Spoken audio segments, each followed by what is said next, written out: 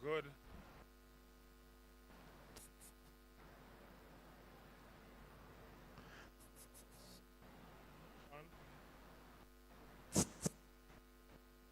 Good morning.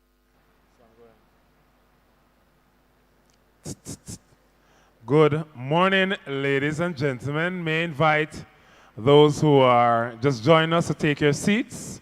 And in fact, I'd like to take your seats towards the front so that those who may be joining us late will be able to occupy the seats at towards the back. So for this moment, I'm going to ask everybody just to stay. I'm not asking you who are seated there to move, but everybody else who's coming, you can make your way just in front of the camera crew. That's right here. Take the seats ahead of the camera crew so that we can be nice and compact this side. And those who are joining us can take the seats towards the rear of the building.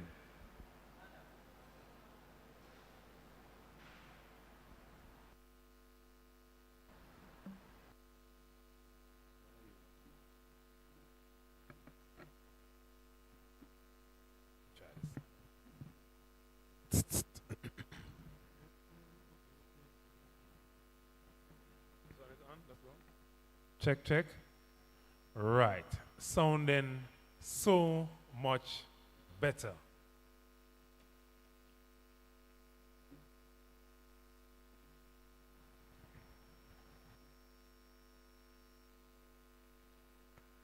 My name is Jason Mackenzie, and I serve as Director of Student Services and Development here on the Mona campus of the University of the West Indies, and I will be guiding you through today's proceedings. Let me acknowledge the presence of our Deputy Principal, Dr. Tomlin Powell, the President of the Guild of Students, Mr. Rashawn Winter, our specially invited presenters, or parents, spouses, other family members, well-wishers, friends, community supporters, students, good morning. I know it's a Sunday morning, and I know that some of you would rather be sleeping late in your bed. Some of you miss the Sunday morning worship service and all those lovely things. But here on the Mona campus, we're a vibrant set of people with lots of energy, and vibe. And so we interact well with each other. And so because me is a country youth, and everybody me pass me say good morning, I'm used to a nice, vibrant country response. You know that, my sister, right? So let's try that again. Good morning. Amen. I feel good. I feel better. And so we can begin the engagement and the conversation as we gather in this fashion this morning. Let me extend to you a very warm Mona welcome. There are some things that are distinct about Mona, Not just the Mona community, but the Mona campus. I don't know about any of you, but if you have experienced the Mona moon, it is something to behold. And parents, I tell you, your students will tell you about it in short order once they become a part of this community. But one of the things about us as well is how we greet and welcome and engage each other in warm and wonderful ways. So I am truly delighted on behalf of the leadership of the campus to welcome you to the Mona campus of the University of the West Indies. This is indeed your place to shine. We are delighted that you chose our university and that you chose this campus. We are clear in our minds that you had options. We know what the higher education landscape looks like. But we are so happy that you made it Mona. But guess what? I will guarantee you that you have made the right choice. This is indeed the place for your child or ward.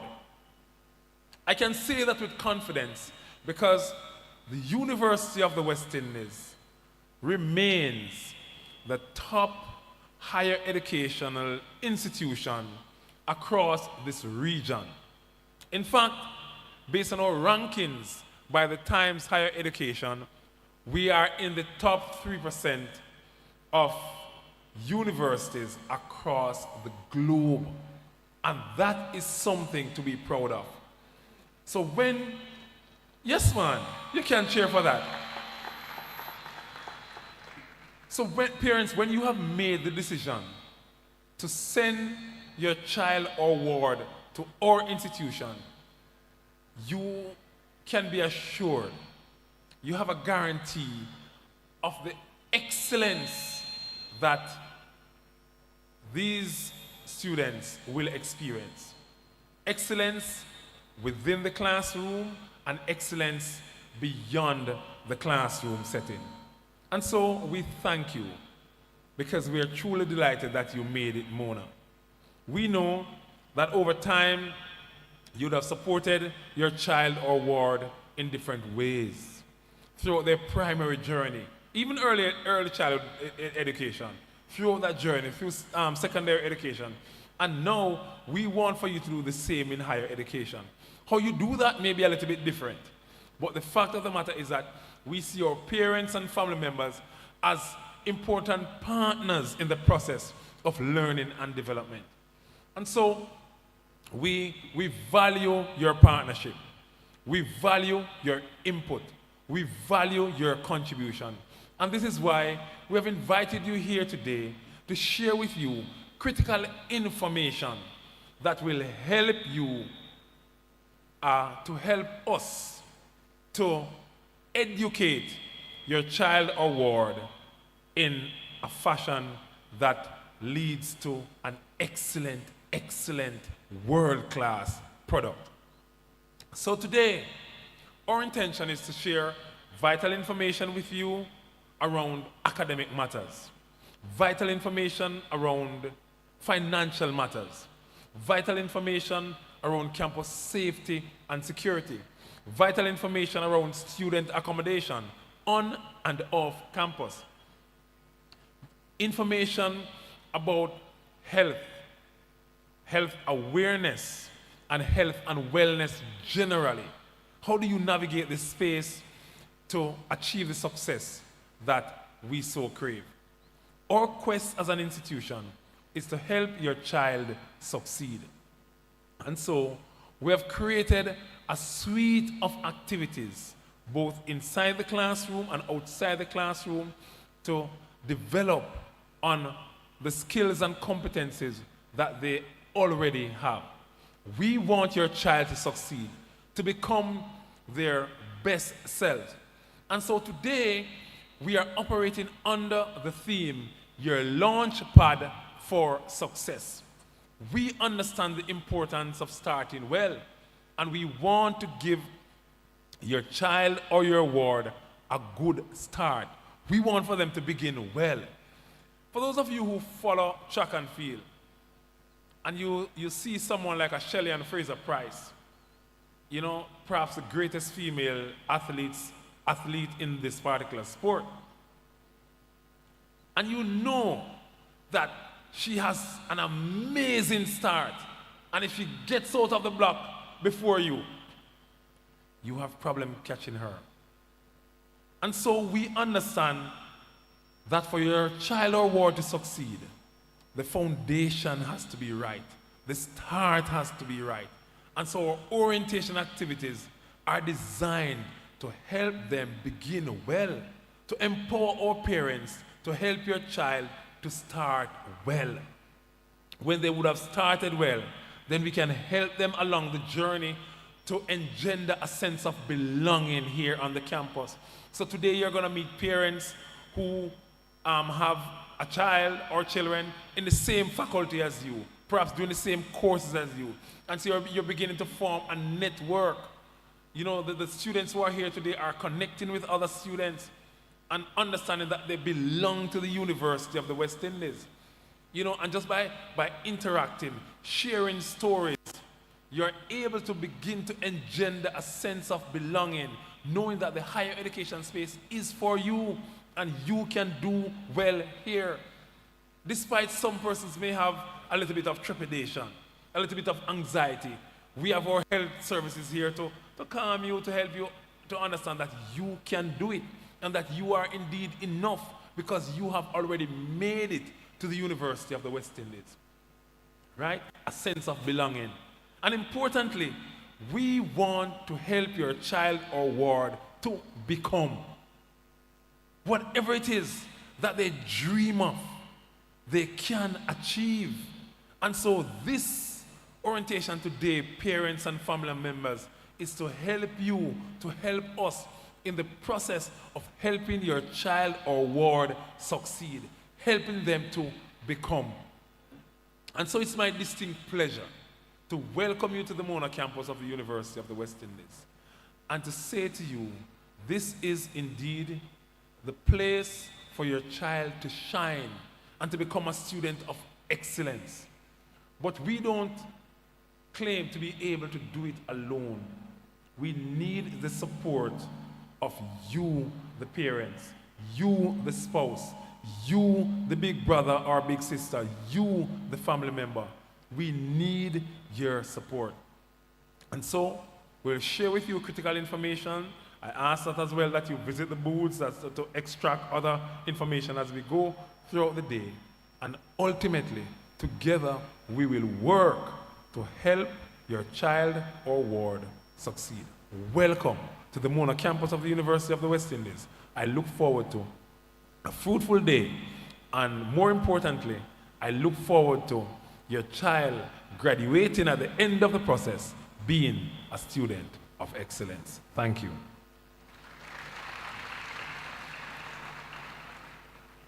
So here on campus, we have a very vibrant student body. It's our Guild of Students. And at the head of this body is the president of the Guild of Students. He comes to us today to bring greetings, and I ask that you make him welcome. Please make welcome our president, Mr. Rashawn Winter.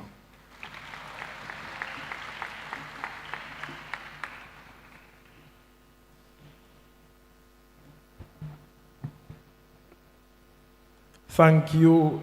Wow. Vibrant indeed. So thank you, Mr. Jason McKenzie, our very own Director of the Office of Student Services and Development here on campus. I want to say special good morning to our Deputy Principal, Dr. Tomlin Paul. I want to recognize our various deans of faculties, our student services and development managers, our resident advisors, supporting staff from the Office of Student Services and Development, all other members of administration, to our very own excellent members of the Guild Council that I lead, other student leaders, parents, families, as they often say in country, other relatives and friends, and of course, most importantly, to our new students, our new Pelicans. Good morning. So, I am delighted to bring greetings to you this morning as the president of the Guild of Students. I note that upon sending your child to a tertiary institution, your goal, of course, is to push them to excel, is to push them to reach and to attain new heights, and that is what we normally identify as greatness. But before I move on, I want to tell you, parents and family, that greatness has an address. Can you say that with me? Greatness has an address. And for those of us who are following, you can predict already that greatness address is where? It is at the UWI Mona. So I want to thank you for encouraging your child or ward to become a student here at UWI Mona. And for that, I want you to put your hands together for them and congratulate them. So, as was mentioned before, my name is Rashawn Winter. I am the president of the UEMONA Guild of Students for the academic year 2025-2026. And for those who don't know, the UEMONA Guild of Students operates in this way. As soon as you become a member of our Pelican family as a student, you're automatically a member of the Guild of Students. Now, the Guild of Students every year elects a council to represent your interests, and that is comprised of a 45-strong student leadership team that is tasked with representing you at the highest level, whether by working with the university administration, whether by working with the government, whether by working with external partners, regional partners, and even international partners. That is our role. So throughout this year, we will execute a suite of projects that are geared to your holistic development. Our projects might span, for example, cultural activities, entertainment activities. They might span just overall mapping you with the opportunity to do outreach and, building your resume, your opportunity to engage in internships and etc. We have our sporting activities as well. And so we will be executing a number of activities this year, and all of them are meant to produce a very well-rounded University of the West Indies graduate. So, as mentioned before, we'll have our monthly integration series, and I'm urging all the students here, or new students rather, to mark your calendars because we want to see you there. We have our regular student welfare projects. Some of those span financial assistance. Some of them span food assistance. We definitely have one in the exam period where we ensure that all our students, who are sitting exams, who so need the service, can get a warm meal when they're studying and so on. And so we want you to prepare for that. But I know that it is parents and family orientation. So while I speak to my students, I have to also speak to the parents, yes? And we have designated this day for you. There's a follow-up one in August. But afterwards, we move on to student orientation, which parents, I cautiously say, I hope not to see you there. Because I hope that you will take the information that we're giving here and you're going to prepare your student. Yes? So I want to say to your parents that this journey, clearly it's a new one. It comes with new challenges for your child or ward. They are going to have to assimilate in an environment where these new challenges, they don't have mommy, they don't have daddy, they don't have their brother, their sister, they don't have uncle or aunt to guide them step by step. And what that means, they are going to have to learn to maneuver these challenges alone. Yes? So I want for you parents and family to give your child all the necessary emotional support that there might be. I want for you also to trust them to maneuver these challenges, right? Among support, as I talk, there are other ways that you can support us as well. There are other ways that you definitely will be able to help me to do my job. And I say that to say every year around exam time, we have some students who may not have the necessary financial clearance to sit their exams.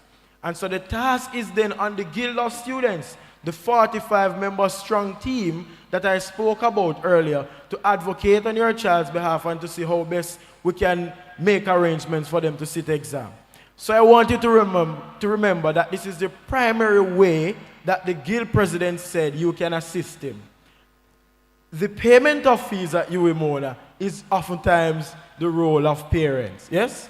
Most times. And I want you to remember as you leave that I'm urging you to play a very active role in your child's education by virtue of tracking their commitments to the university, especially their financial commitments, so that you can be able to get them cleared on time. So if last year I had 300 students to work with, by the help of you awesome parents here today, this year we will have less than 50. Deal? My God, the parents don't sound like they want to spend any money. For the new students here, take note, look around at your parents. Are we making the pledge, parents, that the guild will have less students who are not financially clear? Deal? I want you to take note.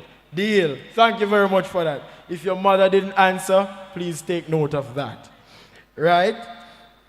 And so I know parents that, for a lot of you, you might be nervous today.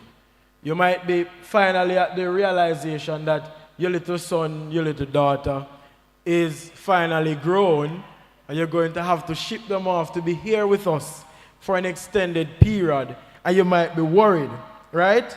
Anybody here nervous? Oh my God, you see? I like working with you in the audience there, right? But I want to say to you, you might think that you're losing a member of your family. But I spoke earlier of the 45-member team that I lead, that is known as the Mona Guild Council. We have various responsibilities. You might have your hall chairpersons, your deputy hall chairpersons. If you live on hall, new students. You will have your faculty reps. If for whatever faculty you're engaged in, we have vice presidents who are responsible for security, bringing opportunities to you, just general championing your interest in whatever area you might have. And there are a suite of other counselors who will be a part of the family. Now I say that to say, for the parents who think that come August that you're losing a son or a daughter, I want to make the commitment on behalf of my very excellent and committed student body that we will be there every step of the way for your child. And what that means is that you're not losing a son or a daughter, but you are gaining 45 new children who are now your son or daughter's new brother or new sister. So rest assured, you don't have to fret, don't worry, because the Guild Council is here to serve your child or ward. So in closing, I just want to say that my presidency will be one that is focused on creating an environment for every Pelican to thrive, to access opportunities and to become their best selves, right? And I will be doing this by ensuring that all students here feel as an important part of the Guild of Students. So for the students that are here, take a good look. You will be seeing me much more regularly after today. Especially when you move on, expect to see me in your halls, expect to see me in your faculties. I expect you to come out to the Guild of Students events and expect to see me there. And also, the Guild Council has an open door policy whereby you can contact us at any time for us to assist you in resolving any difficulties that you may have. I want to say that this year I want it to be one of bold adventure for you. I want it to be one of purpose. I want it to be one that is not so much focused on the challenges that you might face, but it should be one that is focused on the learning opportunities that are presented by those challenges, right? So if you attempt something and at first instance you do not achieve it, it doesn't mean you're a failure. What would mean you're a failure is if you just take that loss and you move on. But so long as you're able to look at the learning opportunity, you're able to take note and improve and win the next time, then it means that you're a success. So as we go throughout the year, new Pelicans, embrace the challenges that are here at the University of the West Indies. Embrace the new opportunities, and as we always say on the Mona Guild Council, we will work together because together we can make it happen. I leave again by reminding the parents, you're not losing a child or ward, but you are gaining 45 new children. God bless you.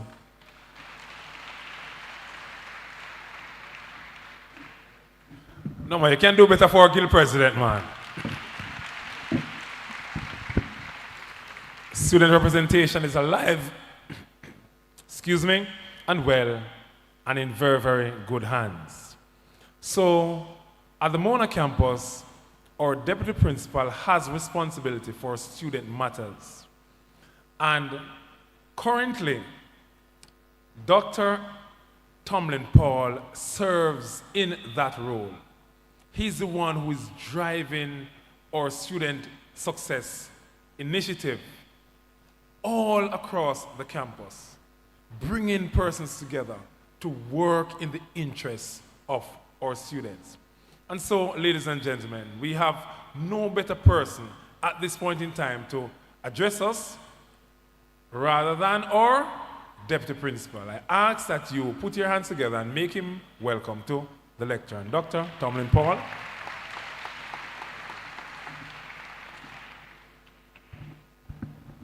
Thanks very much, Mr. Mackenzie, our Student Services and Development Director of the Office of Student Services and Development. Let me also acknowledge our Guild President. We have a really dynamic and inspired president, as you would have just heard, Mr. Rashawn Winter, as he brought his greetings to you. I want to acknowledge also the presence of our Student Services and Development Managers, who I know are here this morning and will greet you. You'll get to meet them later. Members of the academic community who are here, some of our deans, our deputy deans, our other faculty leads, members of the administration, our University Health Center team, I know are here. You will hear later on too from members of that team. Our university community, wider community, our student leaders are here. And of course, I must give a very special welcome this morning to all of our new students and your family, all members of the family. And I know family is not only blood relative, but there are family members here who are keen and close and good supporters of our new students. Let's just give them a warm welcome. Yeah? And you can welcome yourselves also.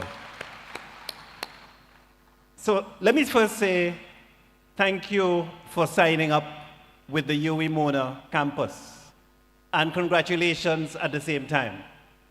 We know that you would have already achieved, as students coming in, you have crossed many milestones and you have achieved much already in your young career. I know some of our students are mature students also, and you would have done other things beyond over time in your career. But I want to say thanks and congrats. It is, as you heard from Mr. Mackenzie, this is a special place for us. We really take pride in the UWI system. The UWI Mona campus is one of 5 campuses, and we really belong to what I will call the UWI system, the bigger system. We have campuses across the region. And UWI Mona, as you might know, is the very first campus to have been born in 1948. So we are now in the 70s going on. And we are well established. And as Mr. Mackenzie shared with you, we are the top university in the region, in the Caribbean region. And we are among some of the top universities worldwide. So we say that with pride, but I say it also to say to you that you are in a good place. You made a good choice. You are in a place where the reputation lives on and the reputation is strong indeed. But as I greet you this morning, I want to just leave some words with you for you to think about. And I want to make one ask of you, one call of you. As you come this morning and you start your university career, and we talk about success, I want you to think about that, because we really very much have invested, and we are investing and continuing to invest in the success of our students. So we care about you, and we care that you succeed when you come on board. And I must say that that success is not only getting the best GPA, or passing all your subjects, getting the best diploma or the best degree. It is also about your development as an individual. So we take a very broad view, or a holistic view, about what success means. And we want you to start thinking that way from now. And you will hear some more details about how we can move into achieving that broad agenda of success. But I will ask of you this morning to think about 4 things. 4 things as you sign up for the UWI program. The first is that to be successful, and this is about success, I want you to enroll. You enroll and your enrollment has started. You have signed up, you have taken the acceptance letter, you have replied. We have a little more enrollment activities at the faculty level, signing up for courses and getting settled. So we want you to enroll first. Secondly, I want you to stay the course. Stay the course. Third, we want you to graduate career ready. Graduate career ready. And fourth, we want you to stay connected as alumni. So enroll. Yeah, number 2. Stay the course. Number 3. Graduate career ready. And number 4, stay connected as alumni. And indeed, there are a lot of things in there that we can break down. And as you hear this morning and continuing as we talk to you and we go through the program, you will get more and more tips on how to achieve these. Certainly, staying the course is important. When I came to UWI back for my first degree and my part of my postgrad training, and I can tell you as a student, and I think any student who is honest, Mr. Mackenzie, our President Winter, any student who is honest will tell you, and you know it already because you have been a student, that it is not easy sailing. So you're not signing up and enrolling and you get your degree like that automatically. There's going to be some challenges in terms of stretching your mind.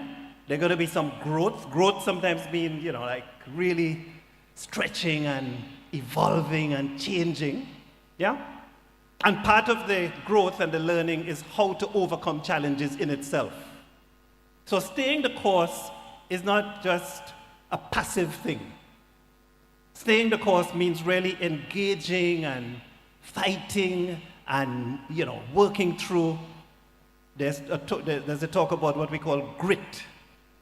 Grit, G-R-I-T. Being persistent in spite of difficulty, pushing through. And I can't, you know your situation better than I do, but we want to support you in that journey of staying the course. Stay with us. We want you to stay the course. So from day one, I want you to think, I am here, and when I get a challenge in 2-3 weeks' time with a course or with an assignment or with whatever, I'm not thinking I'm leaving.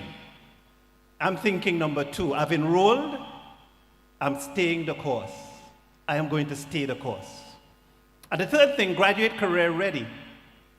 I just want to say from now, family, students, that we care about what happens to you after you graduate.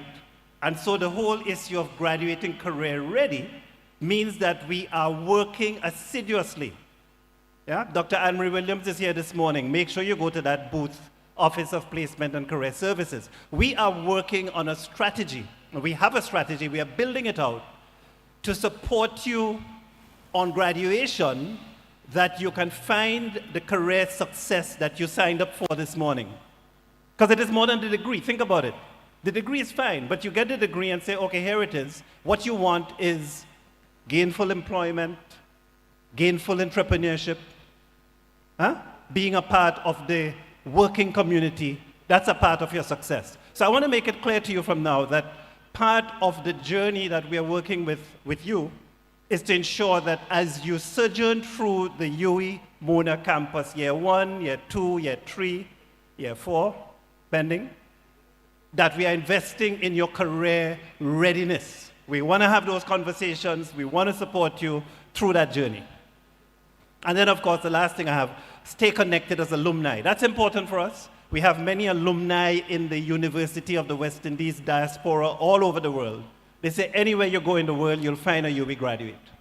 Our graduates are in all kinds of positions, from prime ministers to head of UN groups and, across the board, technical positions, across the ladder, you'll find our graduates. And we want you to continue to build that out and to support.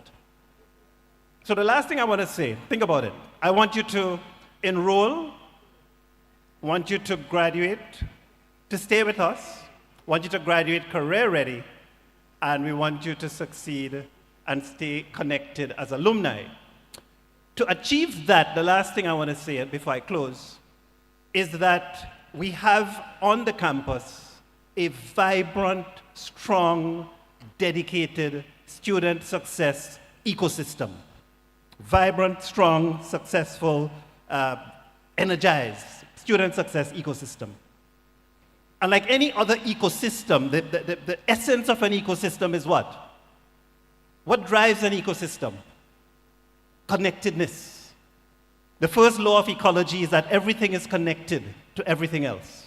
And so we work in that manner to build connections between all the agencies, all the places, all the things that need to be operating to support your success.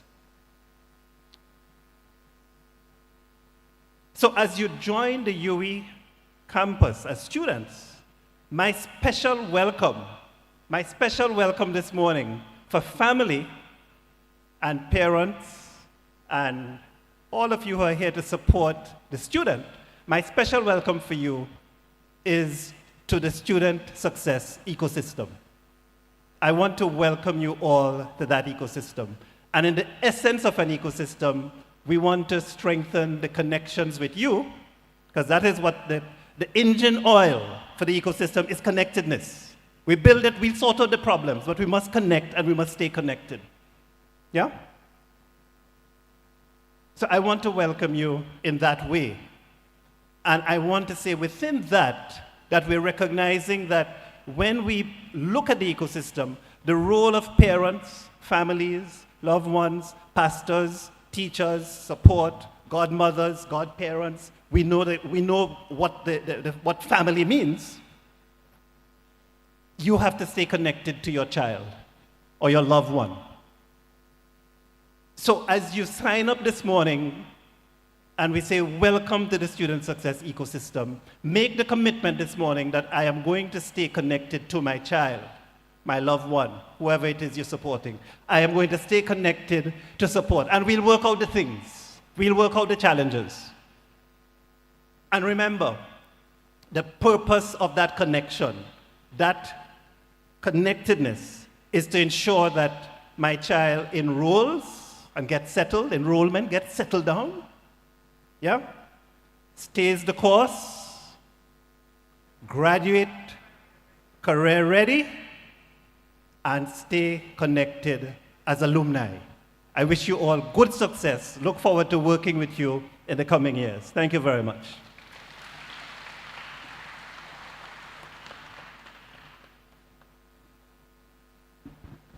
Thank you so kindly, Dr. Paul. So earlier, parents, spouses, family members, you heard me make reference to the importance of having a good start, setting a real good foundation, a foundation of excellence even. And here on campus, we have a program that is designed to help our first-year students transition and to transition well. We now invite to the platform Miss Simone Williams. Miss Williams is currently the coordinator for our first-year experience program, a critical program in the life of our students here, a critical program in the higher education space broadly. And so I'm going to ask you, Ms. Williams serves also as the Student Service and Development Manager for Irving Hall. So may I ask you to make welcome to the platform, Ms. Simone Williams.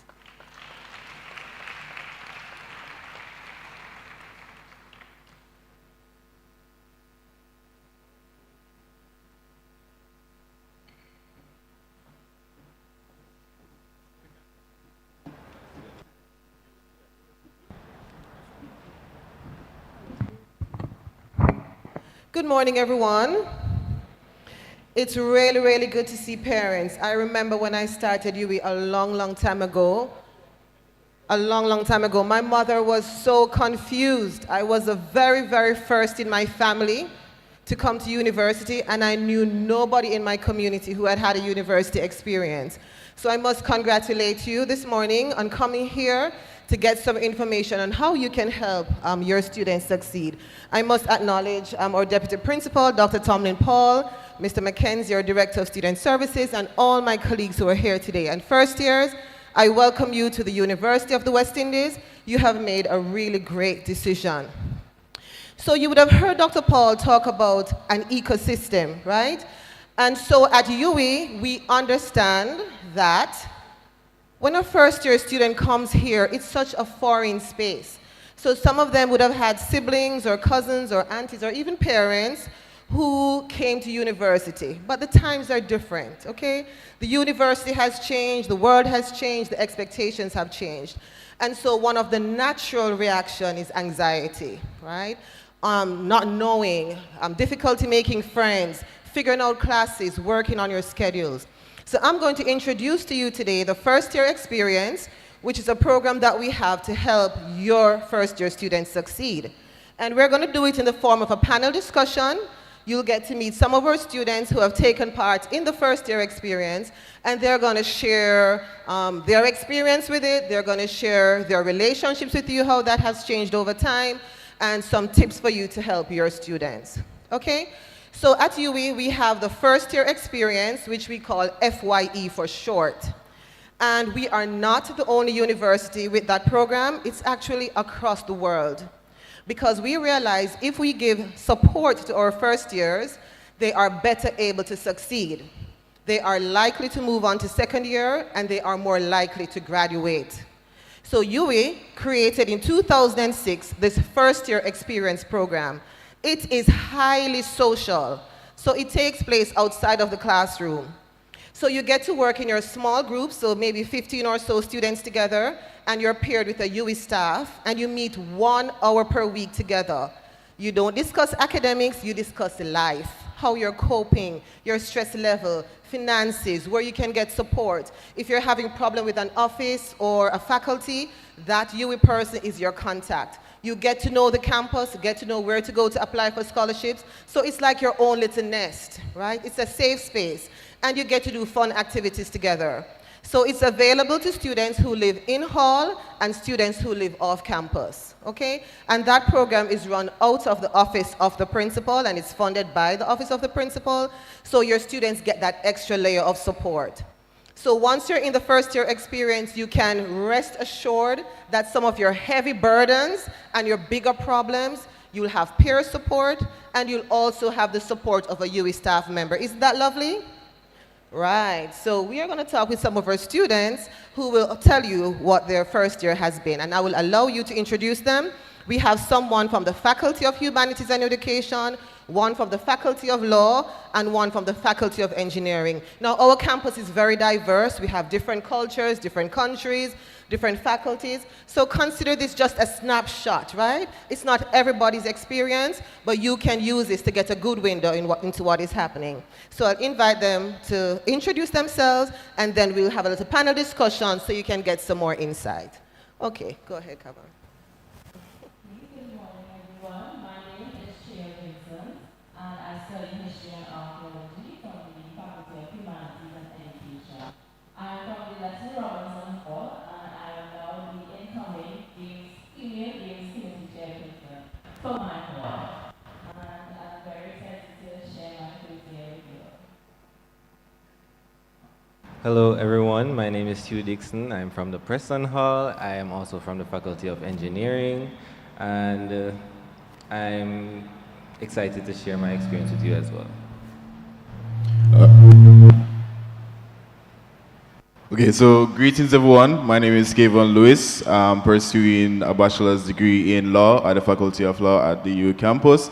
I am the incoming Publications Committee chairperson for the Elsa Learani Towers Hall, and I'm also looking forward to just giving my experience and perspective on first year. Awesome. So my first question will be very simple. What were you most excited about when you started UWI, and what scared you the most? So we'll start with Chair.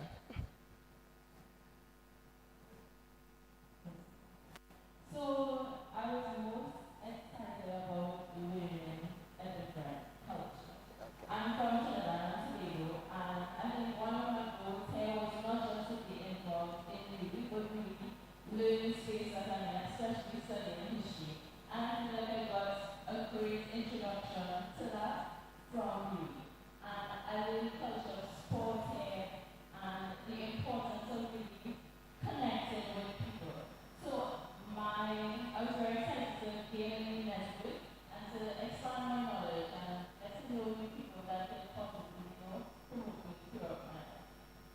Did anything scare you?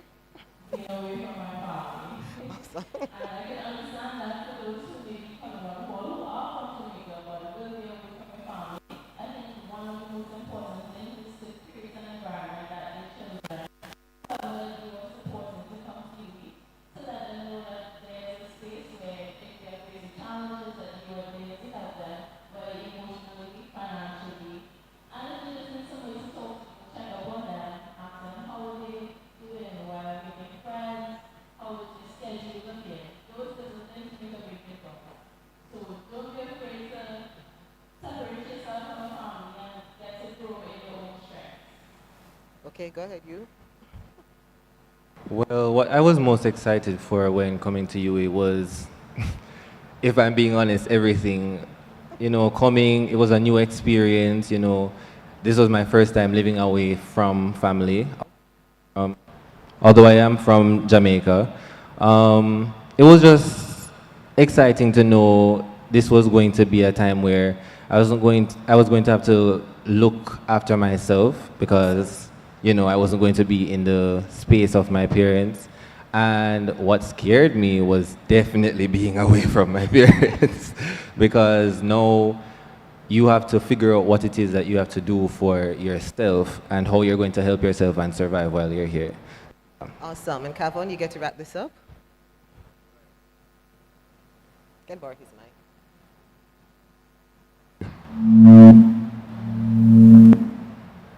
Okay, good. Okay. All right. So I think one thing that I was most excited about was just probably hall life. Seeing the different halls and the different cultures that are here at the UE Mona. I was, looking forward to how I would have my own personal experience depending on, the hall that I was going to choose. So when I actually got, the acceptance and everything, I will, do my own research and background on the hall. So I was really excited about being a part of the SL Rani Hall and, experiencing the diverse things that, but not only hall culture alone, but just the UE life as well. We see a lot of things that are posted on the UE Mona Guild pages and a lot of activities that we have here at UE. So I was, excited about just experiencing all of that. But I think one thing that I can, say that I was a bit scared about was probably just learning how to fit in because you have a lot of persons here from different backgrounds, different ethnicities, and just from different walks of life. And you will be interacting with them on a different level, whether they're in your faculty, whether they're at your hall, or just in different spaces, right? So it's just about balancing how you navigate your own personalities, how you learn from others, and just how you operate as an individual coming into a new space. So yeah. Thank you for that. And they're sharing something that is very common. There's a thrill of doing something new and the weight of the expectation of functioning and doing well with it.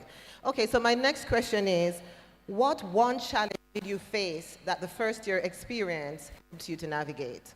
One of your major challenges that you faced.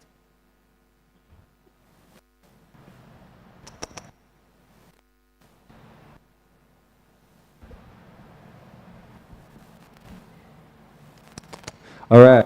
So one of the major challenges that I ended up facing while here was mental health. A lot of other testing. Okay. So I'd rather not get into what exactly happened, but the first year experience helped me navigate mental health while I was here because you never know what's going to happen in the year, whether it be personal or academic. So that's what helped me the most while I was here, the mental health session. Awesome. Thank you for sharing that. Go ahead, Chaya. For me, one of the challenges that has helped me was making connections with people. I found myself sometimes being kind of locked away in my room and not really interacting much. And I can advise you that that is not the way to do things here. You want to blossom where you're planted. And so being in that space, it helped me to connect with people personally and understand that I'm not the only person that goes through challenges. I'm not the only person that struggles with their family, that feel, far away from home. So when you speak to people, they open up and they allow you to see a little bit of themselves. And then you end up making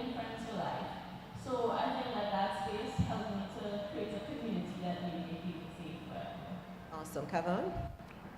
Right. So I think one challenge that I faced was just finding a balance. So as I previously stated, when you come here at the Mona, there's so many opportunities for you to engage with.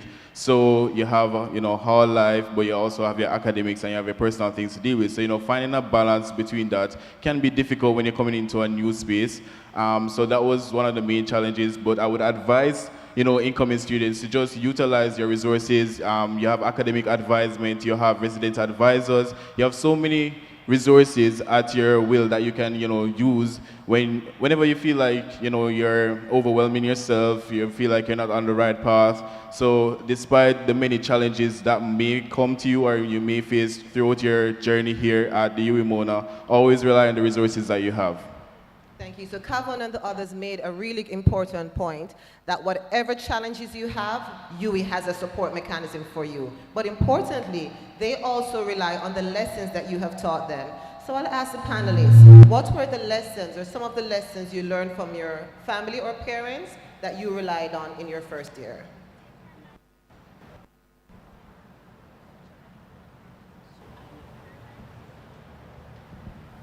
Give us a second, please. Okay, I'll repeat the questions. What were some of the lessons from your families and parents that carried you through first year? Testing. Right. So I have a few views. So I think the first one would be that closed don't get fed. So when it is you come to UE, you want to make the best out of your experience. And even though people can advise you, tell you where to go to get scholarships, tell you how to do things, you have to go out and do it for yourself. You have to ask the pertinent questions, and you have to make a way in this space if you really want to thrive. So that would be one, and then another thing would be that nothing lasts forever. No matter what you're going through in the moment, there are brighter days, and when those days come, you just take one step at a time, and you look at one step and not the whole staircase. So you try to focus on what it is you have to do, balance your time, and then success will come eventually. Awesome.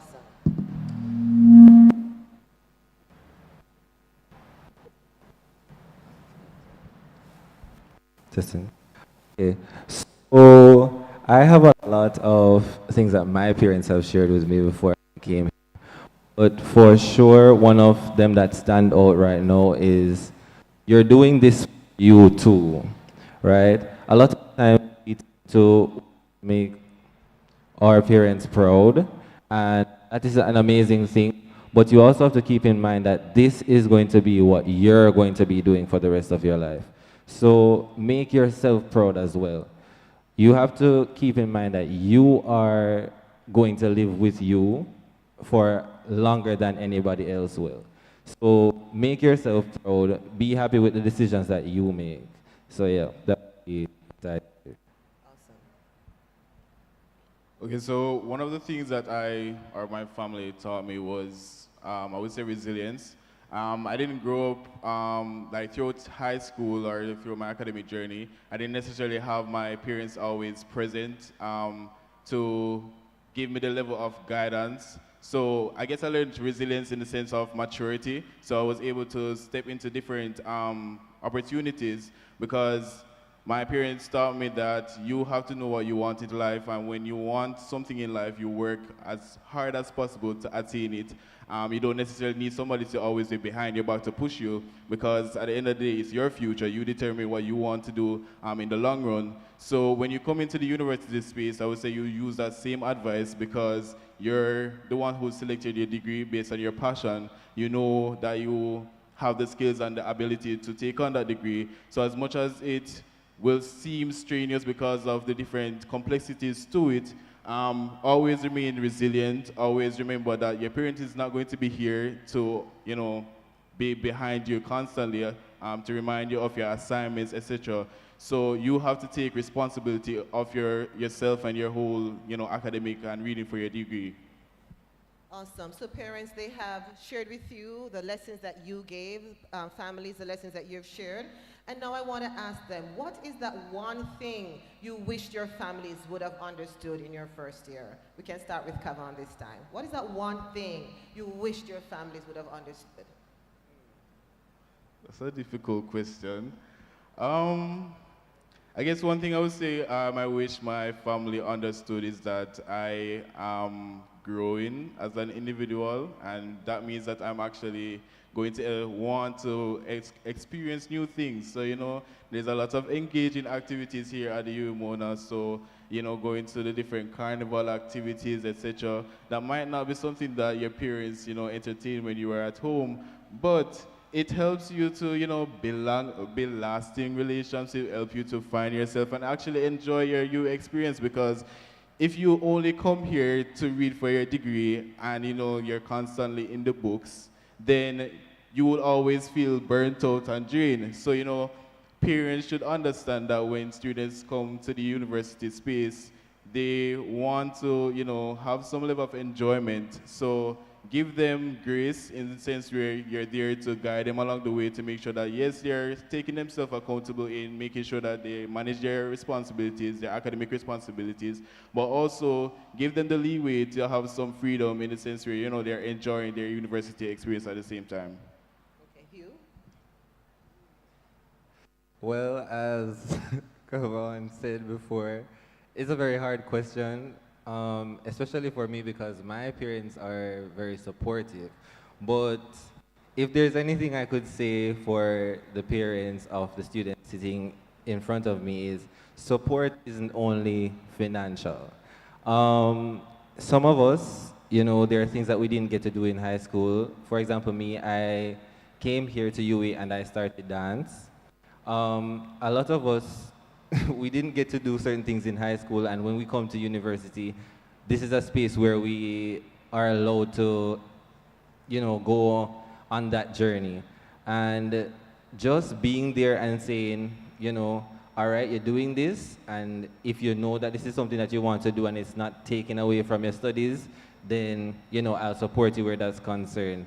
And if, your child comes to you and say, that here's a little something that you to join, and it would be nice for you to buy a ticket, buy the ticket. All right, Shreya? Okay, so I would think one would be the actual running of the university, especially at the beginning when you have to select your classes and whatnot. My mom did not go to university, so I think when I'm explaining to her, like, oh, I have a lecture and a tutorial, I think I feel a little frustrated kind of explaining to that. It's kind of like teaching them how to use social media. But I realized that that's just something that I had to have patience with, and that she is also learning while I am also learning. So it's both of us going through this journey together, as well as for her to understand that I am okay. Because I have family here, and she would be like, oh, I want an emergency contact for this person, and share location, and this and that. And I'm like, I would do those things to appease her and to let her know that I'm fine. But I also told her that, I am also getting older, and my choice for coming here was not just to attend school, but to grow as an adult and to learn how to do things on my own. So once she feels that I am safe and comfortable, she will support me, and I appreciate her for that as well. Awesome. I did say it was the last question, but I feel like asking Shreya a little bit of a question. So Shreya, if you look back at yourself at the start of first year, what would you have said to yourself then, now that you're in this point? Okay, so myself at first, I would say to be more open. So I found myself so consumed by not being around my family. I think for the first month, I was kind of overwhelmed by the new environment. And then there was a time, because I sing and I play football, right? So I usually do that back home. But then there was activities going on hall, and I wanted to go and play football, but there were only guys playing. And I was like, oh, I want to go. But then I said, nah, I'm not going. And then my friend was like, no, you should go. That's the only way you'll make friends. And I went, and I played with them, and I scored. And it was fun. So looking back then, and after that, I ended up doing more things for my hall and participating in cross country, intramural football, badminton. I did different things like that. And then now I sing with the university singers. So we just finished concert season, and like, you just have to allow yourself to be in the space so that, you know, people know you, they see your face, and that they will also feel inspired to take advantage of the opportunity here. So I would tell myself to don't be afraid to expand yourself.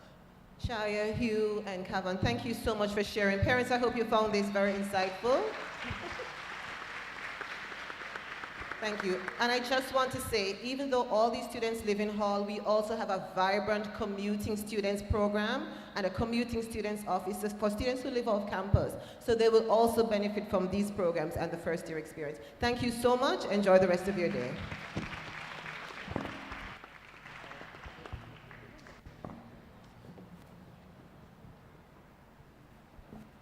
Wasn't that just beautiful? Yes, indeed. We have a very dynamic set of students here on the campus. And believe me when I say to you, the opportunities are just amazing. And it's always best to hear from the students themselves. There's so much learning that can happen through a testimony. And so parents, you see why it's important that you form a partnership with us. And so, though we expect you to lend support, a balance needs to be found. We don't want you to be hovering over these adult children like a helicopter, you know? We don't want you to be doing that. So, don't kill them if they don't share the location with you, right? And don't hold that against them. Allow them to grow and to develop. But it's important that you lend to them the kind of support that they will need to succeed. Put your hands together one more time for all our students and Ms. Williams as well. I'm taking the time to introduce our next presenter to you appropriately, just to show you how dynamic our student community is. So we'll be sharing with you a bit of talent. So here on campus, students are involved in a range of clubs and societies, from the Dance Society. The Philip Sherlock Center for the Creative Arts is a space for the performing and theater arts, if you may. But there are so many other things. If you want to be in a service club, you can be in a service club. If you want to be in a club associated with your academic journey, like Aspiring Accountants is a club, or a club in engineering, all these exist. We have over 100 clubs and societies. So our students are involved in a lot of work outside the classroom that helps them to become that distinctive UWI graduate. This morning, we will hear from Khadija Laws. Now, Khadija recently completed her first year here at Mona, where she began her studies in the Faculty of Social Sciences doing economics, but she has since, Dr. Clark, transitioned into doing psychology. Still in your faculty, but she's doing psychology, right? And this is really aligned with her passion for understanding people and workplace dynamics. Khadija aspires to become an industrial and organizational psychologist with the goal of helping to cultivate work environments where growth, inclusion, and genuine support are not only encouraged but deeply embedded in the culture. She believes individuals thrive where they feel seen, valued, and mentally supported. Beyond the classroom, she's actively involved in the university's vibrant co-curricular life. She's a member of the UWI Singers. She's a member of CUBE, which is the university's performing arts collective. She also serves as second vice president of the Preston Entertainment and Cultural Ensemble, and proudly earned the title of second runner-up in the Mr. and Miss Preston pageant. Ladies and gentlemen, put your hands together and make welcome on center stage, Khadija Laws, presenting to us Feeling Good. Hello, everyone. Are you feeling good this morning? Yes? Because it would be really ironic if you're feeling sad and I'm going to be singing Feeling Good. All right, let's go. Birds flying high, You know how I feel. Sun in the sky. You know how I feel. Breeze drifting on by. You know how I feel. It's a new dawn, it's a new day, it's a new life for me. It's a new dawn, it's a new day, new life for me. And I'm feeling good. Fish in the sea, you know how I feel. River running free, you know how I feel. Blossom on the tree, you know how I feel. It's a new dawn, it's a new day, it's a new life for me. And I'm feeling good.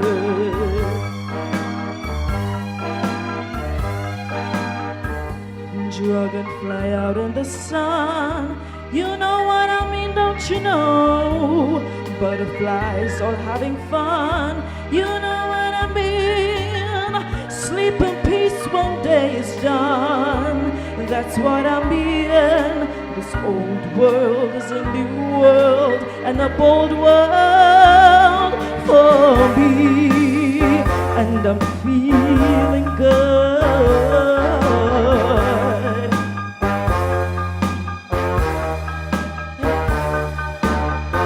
Stars when you shine, you know how I feel, don't you know? River on the free, you know what I mean. Oh, freedom is mine, and I know how I feel. It's a new dawn, it's a new day, it's a new life for me.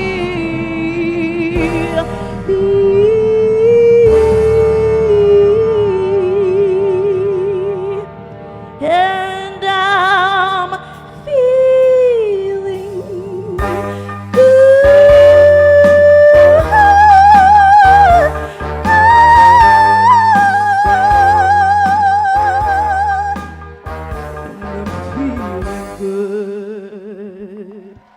Thank you.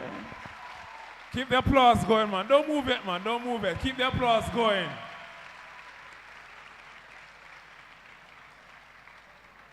This is a mere snippet of what we produce, right? The total, the holistic student. It is how we roll. Let me ask you a question. Are you yet a recording artist? No, I'm not. Do you believe that you should be a recording artist? Any producers in the house? Well, if we don't have any producers in the house, right? Then myself and Dr. Paul will come together to make sure that it happens. No all right? problem. Put your hands together one more time for Khadijah Laws. Thank you, thank you.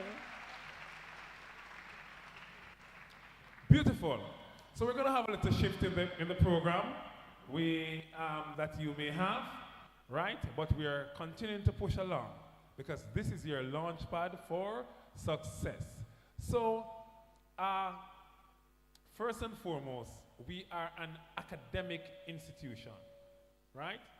So at the core of our offerings are our academic, offerings that we deliver through our faculties. We want you to better understand what the requirements are, what our academic policies are, and so on. And this morning, we have no better person to deliver that to us than Dr. Christine Clark, who comes to us from the Faculty of Social Sciences, my dynamic friend, energetic friend, all refreshed and renewed, coming from her little break.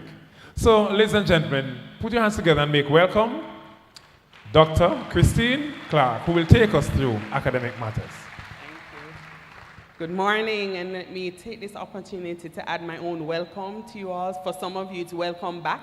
You may have been here yourself as a student some moons ago. So welcome, welcome back, parents, guardians, well-wishers, and people are just here to see, maybe thinking about should my student apply next year. So We're happy to have you. As you may know, our campus has 7 faculties. 7, right? There's a lot to choose from. And sometimes we see that students get almost overwhelmed. There are just so many offerings.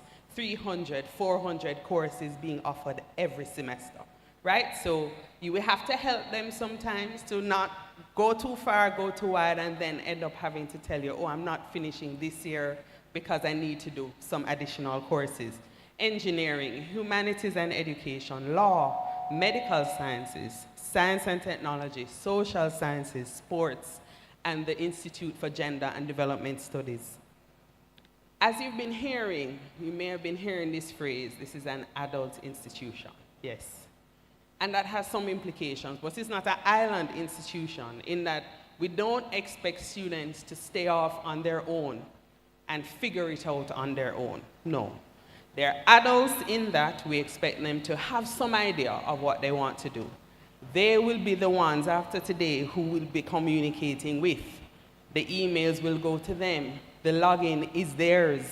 So you're going to have to navigate that new space with them. You have to have that staying in touch, as has been emphasized in the first year experience, but also the accountability. Tuition is being paid, you expect some grades to be coming in that reflect some effort, some engagement with the academic process, right? So you have to develop that dimension of the relationship. You're not going to be getting a report, you're not going to be called to come to consultation. There is nothing like that is going to happen anymore. Remember also that probably there is no parent in here that recognizes another, because you're all related to students who are coming from different institutions. UE is not just going to add up the rules from all of those institutions so that you feel, okay, I can operate like this. No, we have our own system. And the system is really based on a level of governance. So you will call and ask, has my child passed? And unfortunately, we won't be able to tell you, right? We are even now operating under the Data Protection Act. We don't know who is on the other end of the line. We cannot verify who you are. So the relationship that you have with your child will have to transition to this new engagement, this new operational framework in which they should, by right, be engaging with you and informing you where they are and how they're progressing. If they've changed, yes, it may cost you a little bit more, but one of the things we want to caution you against, don't have them study what you wished you had studied. Don't have them try to go into a career that you wish you could change to now, but you think it's too late for you. Many of our students that struggle, when they come into the office and they're breaking down, the bottom line is this is not something that they wanted to do. They wanted to do something else, but they heard, I'm not paying for that. That's not what I'm paying for. So they're trying, but it's just not something that they necessarily are able to do. We, as you know, some of you have students who will be coming on a full-time basis. Some have students who will be coming on a part-time basis. It's important to note, part-time at UE is not evening. It is not an evening school arrangement. Part-time simply is reflecting the fact that perhaps your student was not as successful as they should have been in CAPE, or they opted to come before they completed Unit 2. Remember, our degrees at the undergraduate level are 3 years in duration. That's accounting for the fact that you'd have done 2 years of CAPE, your CSEC. So if you don't have that, then you will need to come part-time, and that adds on the same year. So people often ask me, do I need to go to upper 6, or can I come at lower 6? Well, it depends on how well you think you'll be able to adjust to student life. You heard, yes, the successes of the first year experience, but even for them, it was not a walkthrough. It's not a walk in the park. You just come and do what you need to do and move on. No. So it depends. Is your student able to matriculate into all the dimensions of university life after lower 6, after 5th form? You're going to have to make that decision, and hopefully it will be the right decision. We have our courses largely broken down into different components. We are not teachers, we are lecturers. It's a big difference. In lectures, the information is presented to you, and you're expected to, having had prepared, be able to interact with the lecturer, right? So we don't expect somebody to just be talking for 3 hours, but it is largely lecturer-driven. All courses, however, will have questions relating to the lecture that you're then expected to engage with. Attempt them. It's not about getting them right. It's not about being able to do everything, but it is about attempting everything. So that when you come to tutorial, you can now have a student-led discussion as to, well, this is what you said in lecture. When I attempted to do the question in this area, it wasn't matching, it wasn't working out. So help me to understand where I'm going wrong. Without that engagement by your student, by your ward, tutorials will be fruitless. They will be pointless, because it will just be another lecture. And even then, they still wouldn't understand. They have to engage with the material on a serious level.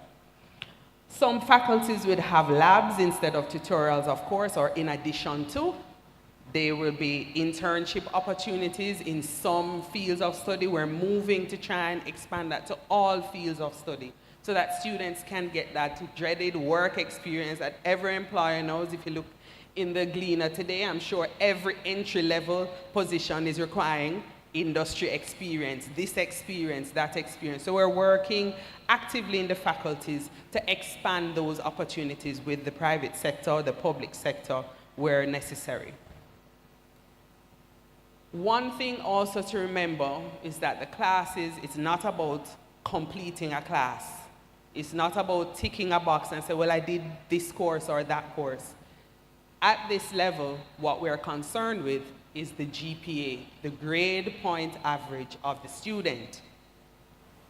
Taking classes is not enough, right? It's not just, well, I took that class already. So if, for instance, your student happens to not be successful, remind them, the reason why you're not successful is because you missed something in the classes, right? So you can't retake the course, but not go to the class, right? Because there must have been a reason why you were not successful.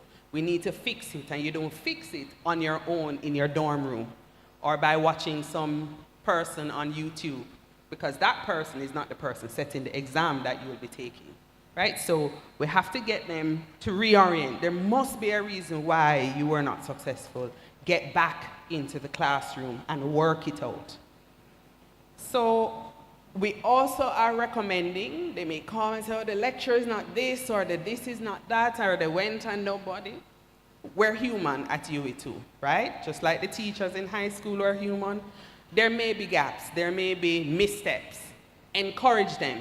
Find the head of department. Find the program coordinator. If you can't find them, write an email. I'm big on emails. Students come to me, write me an email right while you're sitting to ask me to do the very thing you're asking. Why?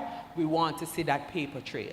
The student has been emailing, the student has been writing, the student has been asking, and nobody responding. Then we are able to take action.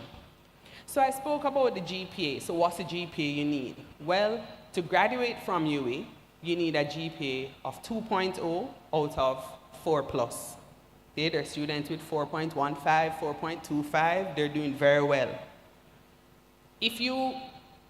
And it's not a if, you will need to go to graduate school, you need a GPA of 2.5. If you need a scholarship to go to graduate school, you need a GPA of 3.0.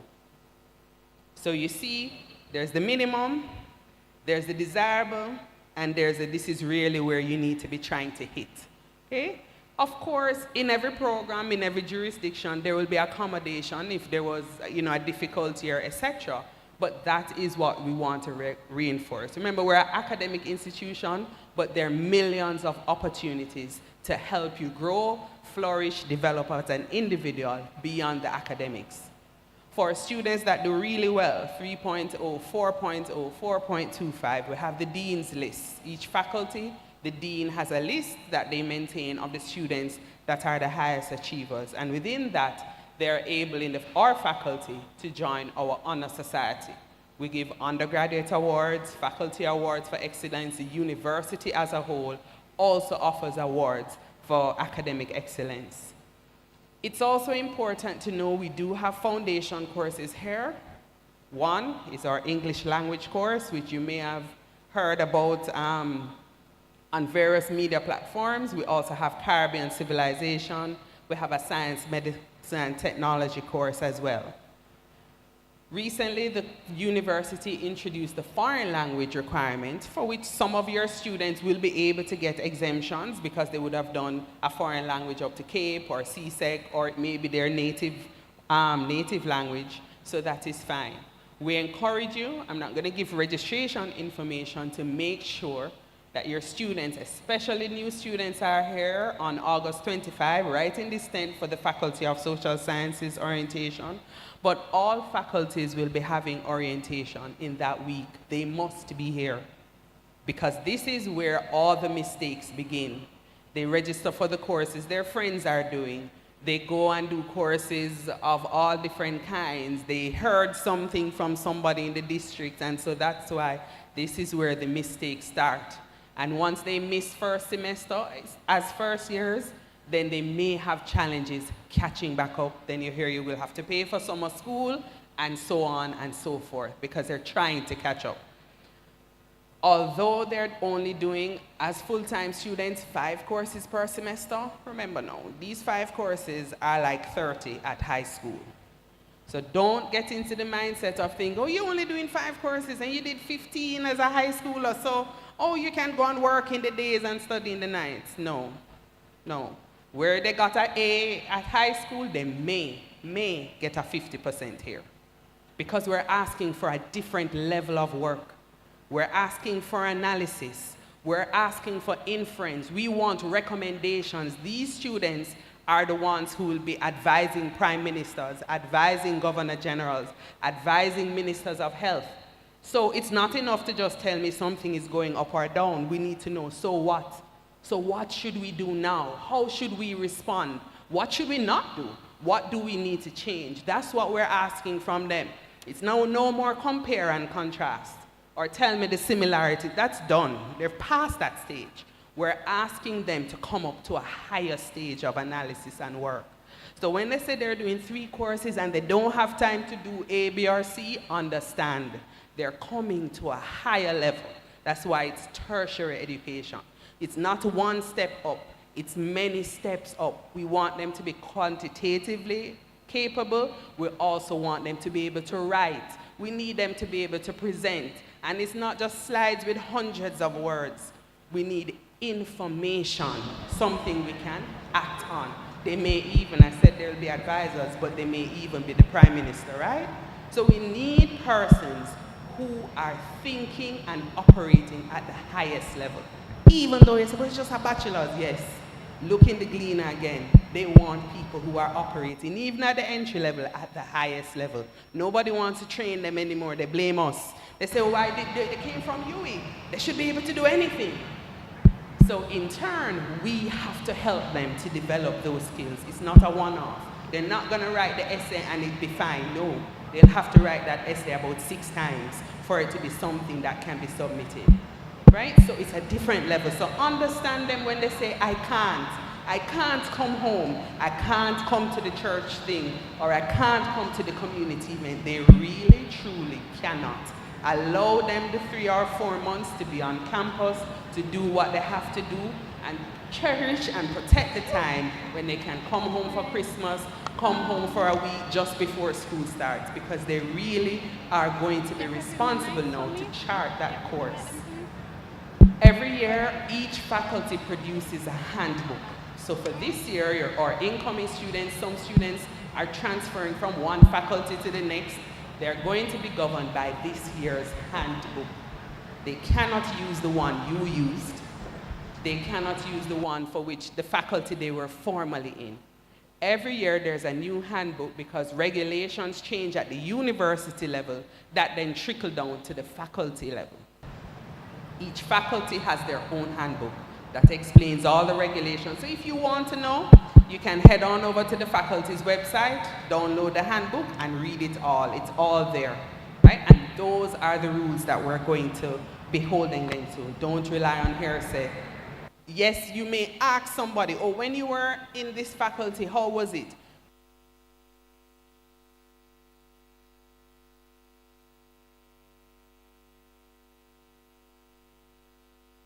Okay? UA, as I said, has unique regulations and rules. Many of you would have gone to colleges abroad or university abroad or short courses abroad. Don't assume that those rules and how it works there is how it works here. No, every institution is different, just like every high school is different. So respect the UA processes. I know Jamaica is a small society. Many of you may know the deputy principal, you may know the principal, you may know the registrar, and that's fine. And it's fine to keep in touch with them. But give the faculties an opportunity to help you. So write to us, write, email. All our emails are online somewhere. You want the deputy dean for the Faculty of Science and Technology? Drop it into your search box. Send them an email, okay? And give us a reminder. As I said, we're humans. We may be on leave. I've been on leave for 2 weeks. Yes, I'm trying to keep up, but I will address the things when I come back again tomorrow morning. I will clear out the inbox. So before you write to DP and complain, I'm not saying you shouldn't. You certainly should. Give us an opportunity to engage with you first, right? If you're not satisfied, that's one thing about you. There's no one person who can do everything. Because even if you write to him, if it's my student, he's going to write to me. So it will all come back anyway, right? No problem if you engage with them because it's a small society. I know many of you will know persons. In our faculty, we are working to automate some of the requests that students made. So your student might hear from somebody that, oh, you need to print out a form and 10 people need to sign it, and then you bring it to this office and then another 3 people. Many of those things we are working to automate. So you will hear from them, oh, I didn't have to do this, and you're going to say, you sure? Remember they told you need a form? No, we're working to automate so that things that can be approved based on our regulations will be done by the system. There are things, for example, students become ill. This is one aspect that I think many students kind of downplay. They're unwell. They don't go to the health center.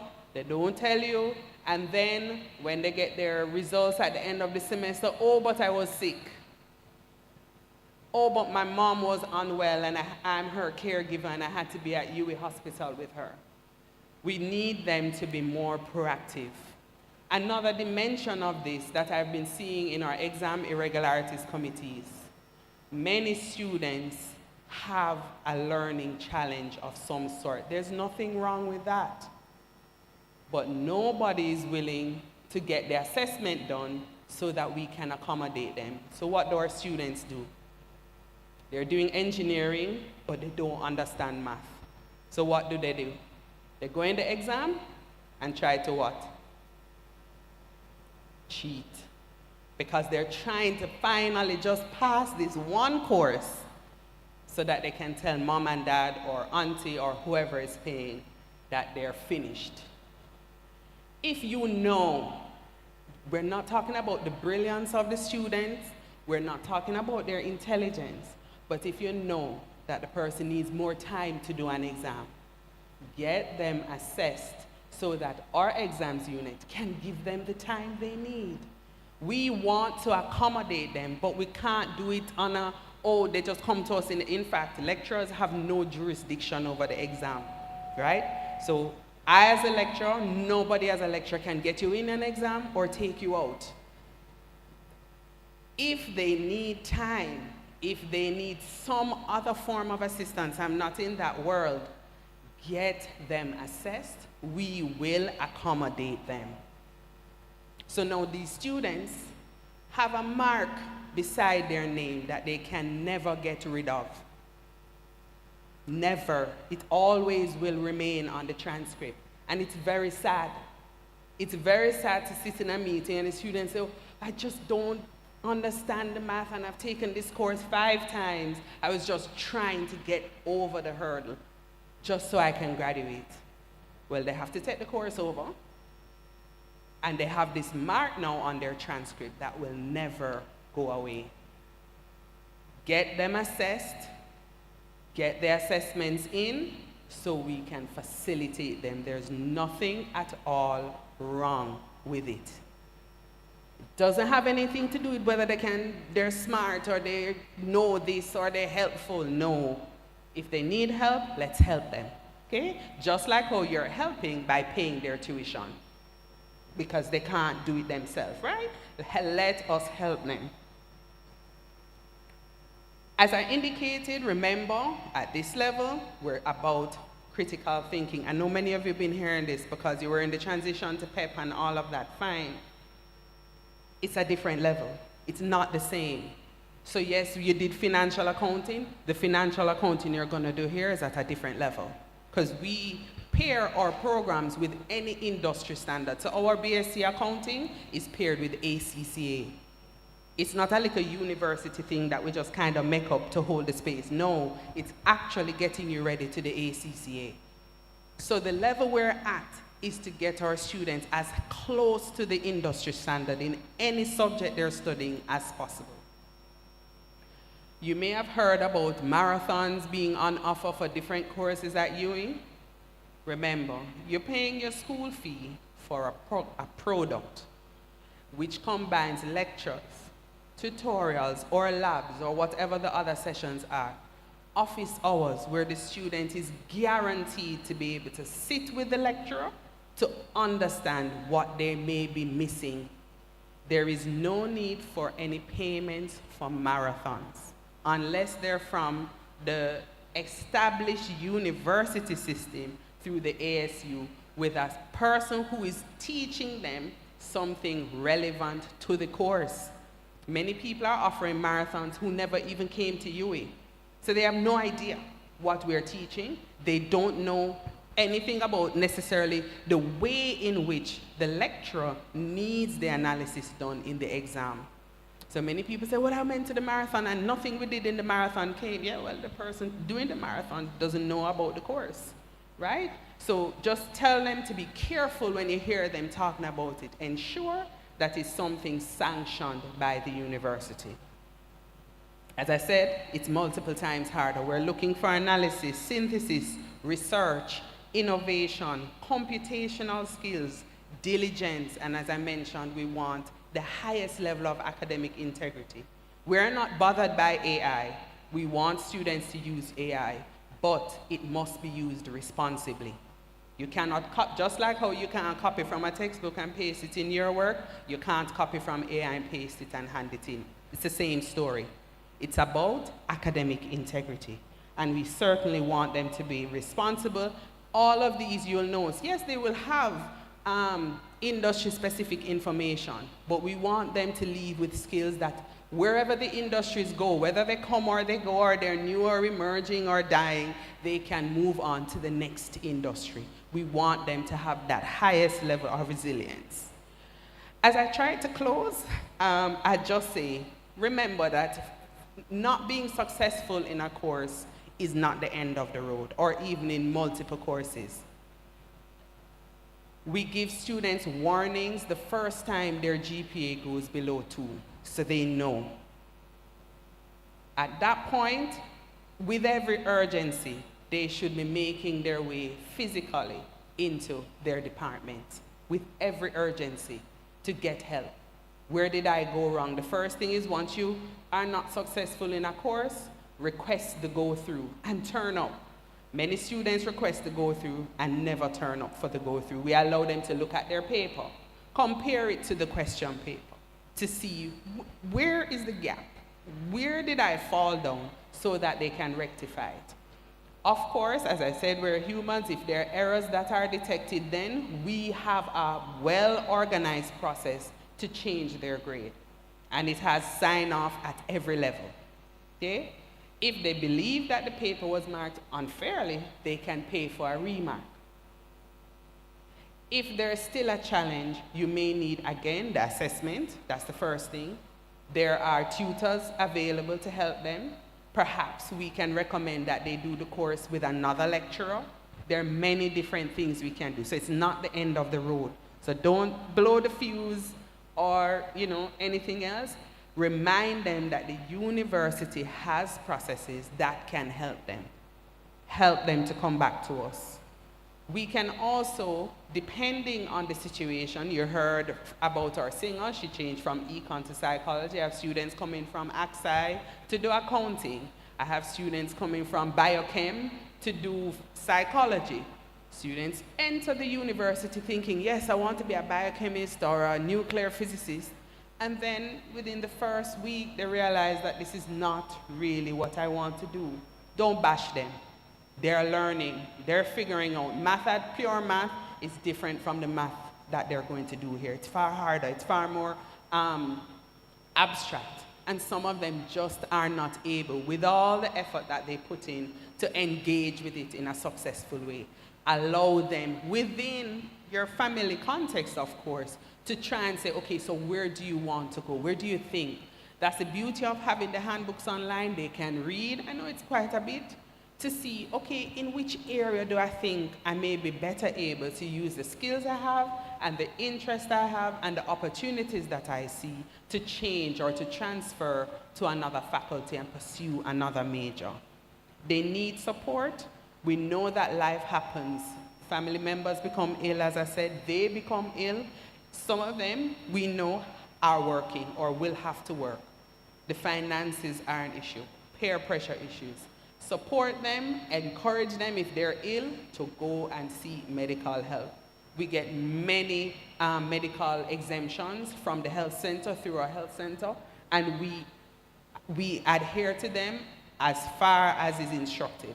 So if we're instructed to allow them to sit the course at another time or sit the exam at another time or be given more time, that is what is done. We don't question the medical dimension. We don't even need to know what it is. The health center takes care of that detail and just tells us in the faculty what to do, how to accommodate them. So please, if you call and they're sick, encourage them as strongly as you can to go and get medical help. Even if they have medicine inside the dorm room, let them still go and get that medical cert. Because persons who are unwell are going to, chances are, underperform, and we don't want that, okay? Engagement with lecturers is very important, not just to pass the course, but many students will call and say they need an academic recommendation. Well, who is going to give that academic recommendation?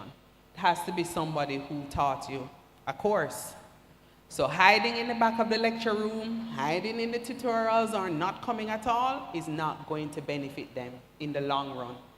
They may be able to, they're shy. It's not about being an extrovert or an introvert. We're not trying to get them to change who they are necessarily, but they must engage. Go to office hours then. If you don't want to speak in front of, the 300-person classroom, there's always office hours, one-on-one, so that when you need that recommendation to go and do a master's or a PhD, I can call this lecturer, I can email this lecturer.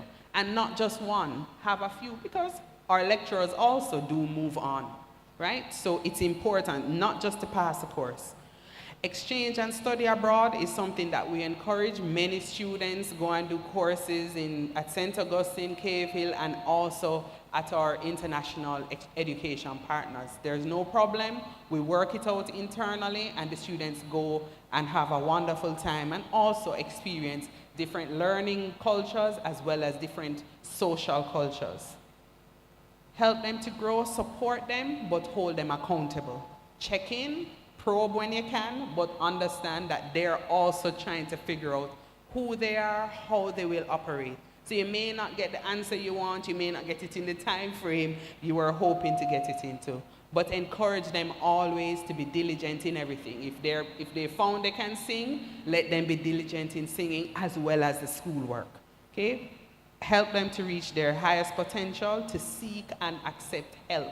Nothing is wrong with that. And then to give a helping hand to those in need. Many of you may not know, but there are many students at UWI who are in need. Yes, they're here, they're coming to classes, but they're in need. In our faculty, we have a food cupboard, and I can tell you, it's never full for very long.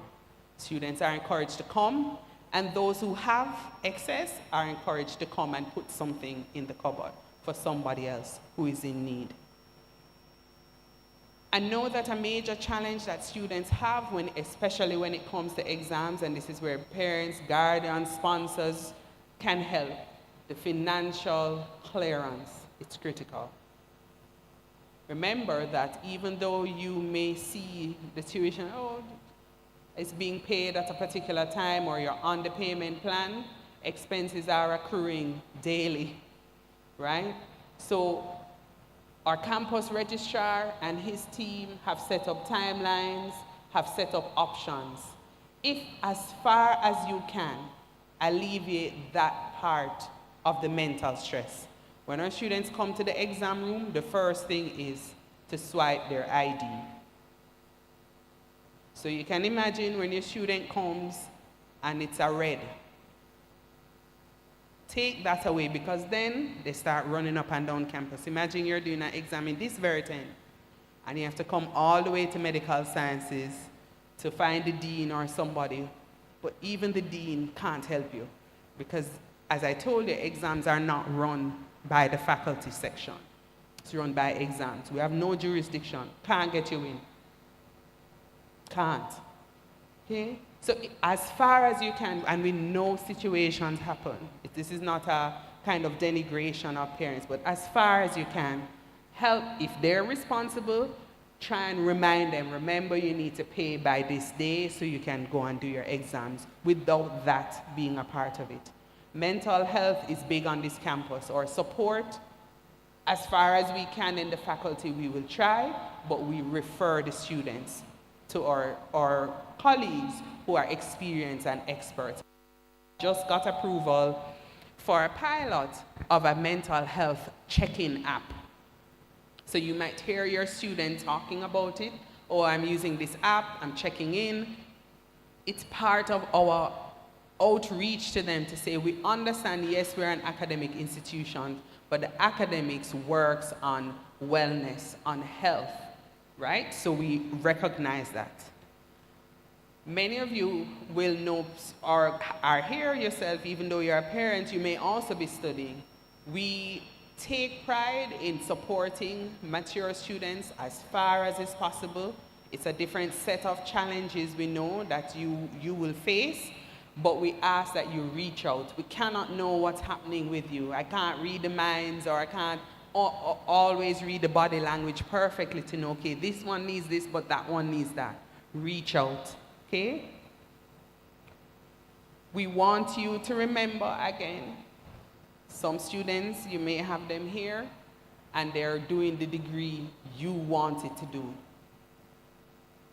I hope it works, but at the first sign that there's a challenge, allow them to figure out what they can do best. Okay?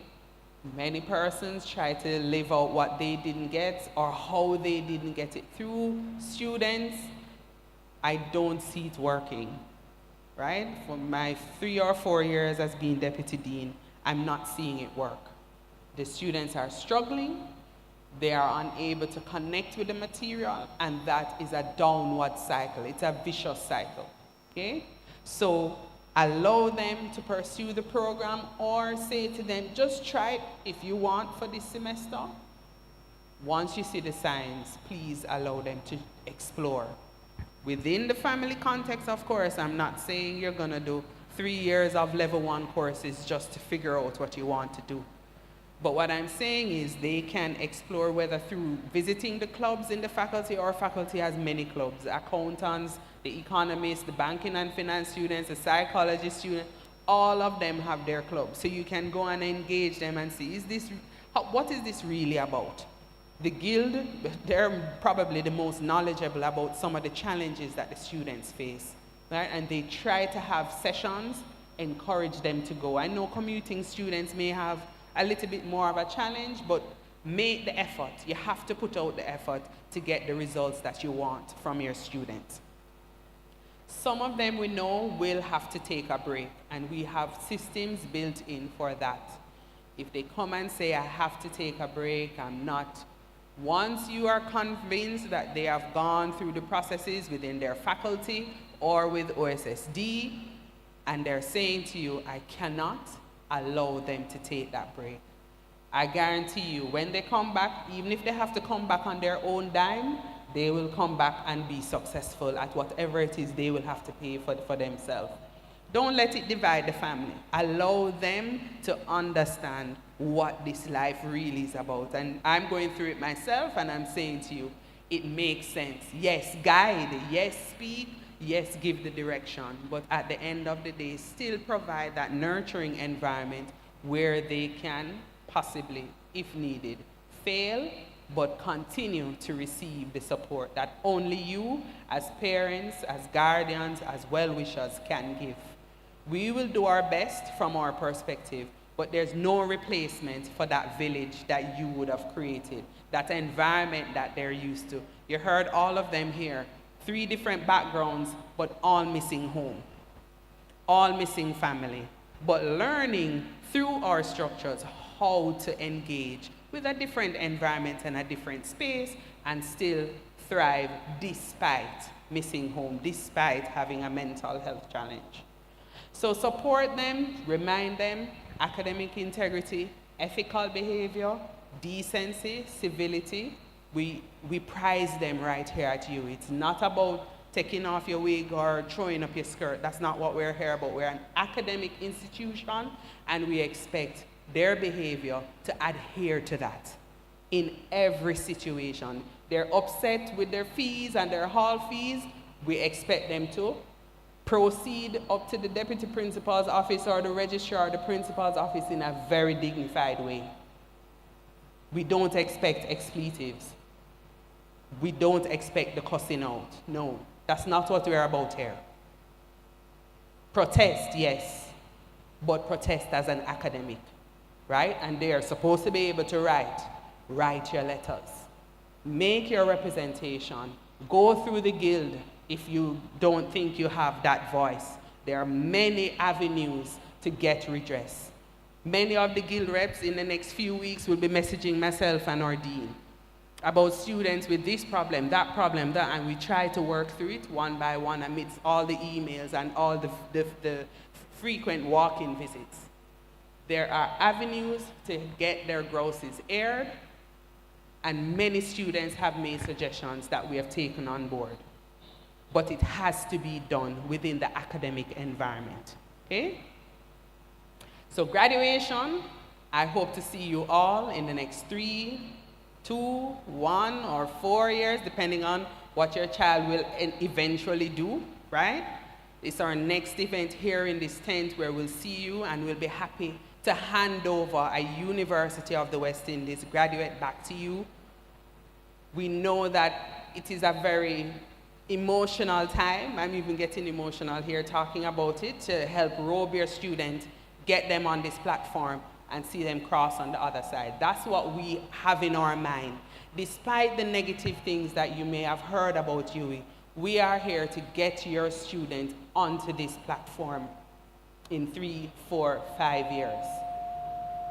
Help us to help them to get here in the smoothest way, in the best way for them. We will try to accommodate them, but we need your help to make sure we know how to do so. So congratulations again, welcome or welcome back to UE, and we look forward, as I said, to seeing the successes of all of your students. Success won't look the same for everyone, but we know that they will be successful once they go through this kind of reforming process to make them into the leader that we, our country, region, nation, the globe needs them to be. All right, so thank you very much and enjoy the rest of the program.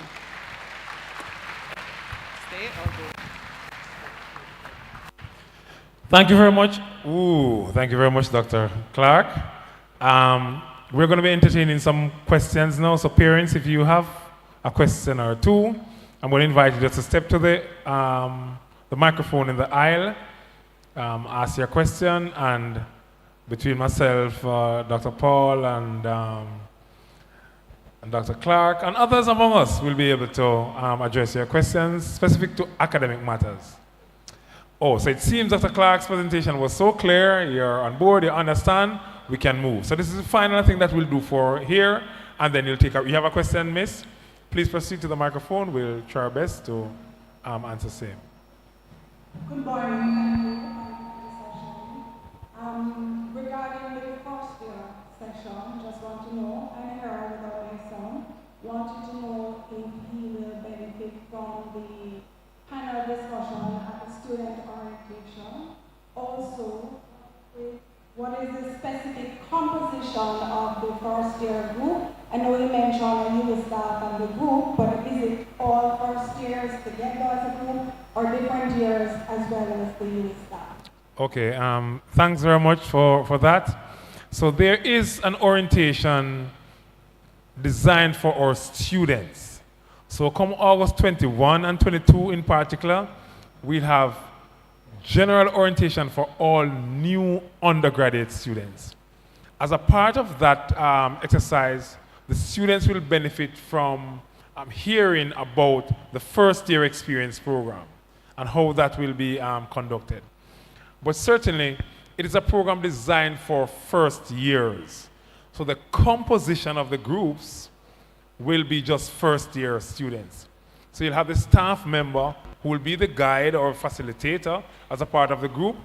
We may also have a senior student as a resource as a part of the group, right? But in terms of those who are registered and participating, they're all first year students. They may come from different faculties with different experiences, that kind of a way. But it is designed for first year students and led by a university staff as facilitator. Clear? Thank you. All right, so we are up on our final segment for this morning, after which we'll take a break, and I'll give you some instructions just before you go at break. I want to share with you why you need to be back on time as we look at financial matters and other things in the afternoon session, or the session after lunch, may I use that term. But right now, you know, sometimes people still look on UE as UC and this space, you know, up there, which is really a challenging space, you know what I mean? And so, though it's an institution of higher learning, and though we are an academic institution, you would have heard from morning until now about a range of support systems that are in place to help your child or ward succeed. But we have with us this morning our clinical director, the head of our health center, you know, along with who is Dr. Tina Hilton Kong, but we also have Dr. Chenna, who is from the counseling unit, right? Together, they will better help us to understand how we can ease this process of transition into university life, you know? What are some of the structures and systems that are available to our students? You heard Dr. Clark just now talking about accommodation that can be made for a student with a special need. And, you know, this runs through my office as also that of the Office of the Clinical Director. So I'm going to ask you just to stay with us for a few more minutes. All right, in this segment, we're going to hear from the team from the Health Center. And so may I invite now Dr. Tina Hilton Kong to come to the lectern to share with us regarding easing the transition. Tech support, her presentation. Good. They will press or I will. Hi, morning. You having fun? It's okay, I won't be long. Dr. Clark did quite a bit of my job, so I'll be more surgical in my approach if I might use that term. I'm not cutting anybody. All right, are you able to see that? Yes. So, you know it has been quite a journey. Welcome, guardians, parents, and our mentors, and of course our students, welcome. We know it was a bit of a step coming up to UE. Lots of things, not least the pandemic. Whew, we came through that, right, and other things. And we know at UE there are going to be some steps too. Maybe they might even be very steep, but You can fill in the blank as to what other challenges, because individuals would have had particular challenges and overcame them. So this road here, this beautiful campus, we're going to help you to get through. So we know that starting university can be a whole new world, even starting and actually going through university. So what, we want to, that there will be, it's about new adventure, new experiences, not always academic, new possibilities for your young adult. And I want you to understand it's not your children right there, so it says your young adult. So we as parents have a role to play as well. We have to let go, but we have to still provide the support. It's not an easy black and white situation, so you also have to navigate that experience, right? So it is a navigational experience for you, the parents, guardians, and mentors. So as Dr. Clark said, that's our common goal. We want to see you here 3, 4, 5 years with those beautiful graduates. I know some of them come to the dental clinic to get the whitening and all of that, because the glamour shots are very important as that part to show off, yes. But we all are here to try to support. So let me just kind of put in that picture. Our deputy principal likes to say the mental health ecosystem here on campus, right? I'm using his term with permission. But just to put that what we are about is to try to help with the wellness. And wellness has many facets to it. Physical, sure, if you are ill, you want to come to the health center. But even if you're not so ill or you're not so sure if you're ill, come to the health center and have it checked. We have our counseling and psychiatry service. We have resource issues, don't let me fool you. You may have to wait a little or what, but we do have those persons that can help you. Luckily, they have devised different methods to help you too. So in our psychological, we have a group meeting every Thursday. We have 2 groups. One with art therapy and one with group cognitive thinking and so on. So we want to encourage our students, they can just come in and be part of that. Well, Dr. Clark talked about the economic part, and we know about the environmental part. I know this campus is a beautiful campus, so as it relates to the beauty and the nature around, that's a plus here. But our well-being and the social. So don't ask me. They will have enough social activities on campus, and some of them are off campus, but that's also where they would need a little guidance as well, the well-being. Don't forget the spiritual realm. That is also very important. And we have our chaplain services and our chapel, and as well as they have their churches and other worship centers to attend. So they must still continue with that. I like to talk about the bees, wellness bees. All right? Yes, I went to university and I can spell, but I'm allowed this privilege to spell bees like this. So I want to encourage about the breathing. I've learned to do it. There are many times that I have to count to 10, but it's not counting only. I am breathing. I actually count to 4. Take a deep breath in, I hold it 4, and breathe out, and so on. It helps to clear your mind. It helps with your anxiety. It helps with your thinking. It helps with refreshing your lungs. So, very important. Eating, everybody loves to eat mostly. On the side there is our plate that it should look like something like that. That quarter of our plate should be fruits and vegetables. Half of our plate rather should be fruit and vegetables. Where's the part with the chicken?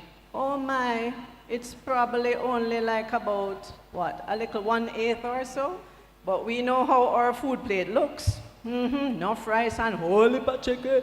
So we want to encourage you while on campus to be wise about how you're eating. Yes, you're even going to be preparing some of your meals. So we want you to remember nutrition. As you learned in CXE, exercising, and you want it to be enjoyable and regular. You have plenty space here. We have a pool. We have a huge field. Ever notice how the field looks empty? Yes, staff not there. Students not there. We really need, and you have beautiful lawns, even to just take a walk, we can have that, once you do it with safety. Sleeping, Yes, I know students around exam time try to only put in 1 or 2 hours sleep. It's not going to work. Sleep is a very, very, very important part of your wellness. It helps with your mental health, your physical health, and long term, they are now showing how important sleep is even to prevent cancer. Okay? So don't joke with that. You still need your sleep. I am put it as is it not a capital S? Oh my goodness, it should be a capital SAFER. Safer social life choices. Yes, have fun, have it safely. Have fun, remember some consequences before, right? So we don't want any prudes, we want you to enjoy campus life, enjoy what we want you to have safer choices. And remember, know yourself so that you know what you want to do, what are your limits.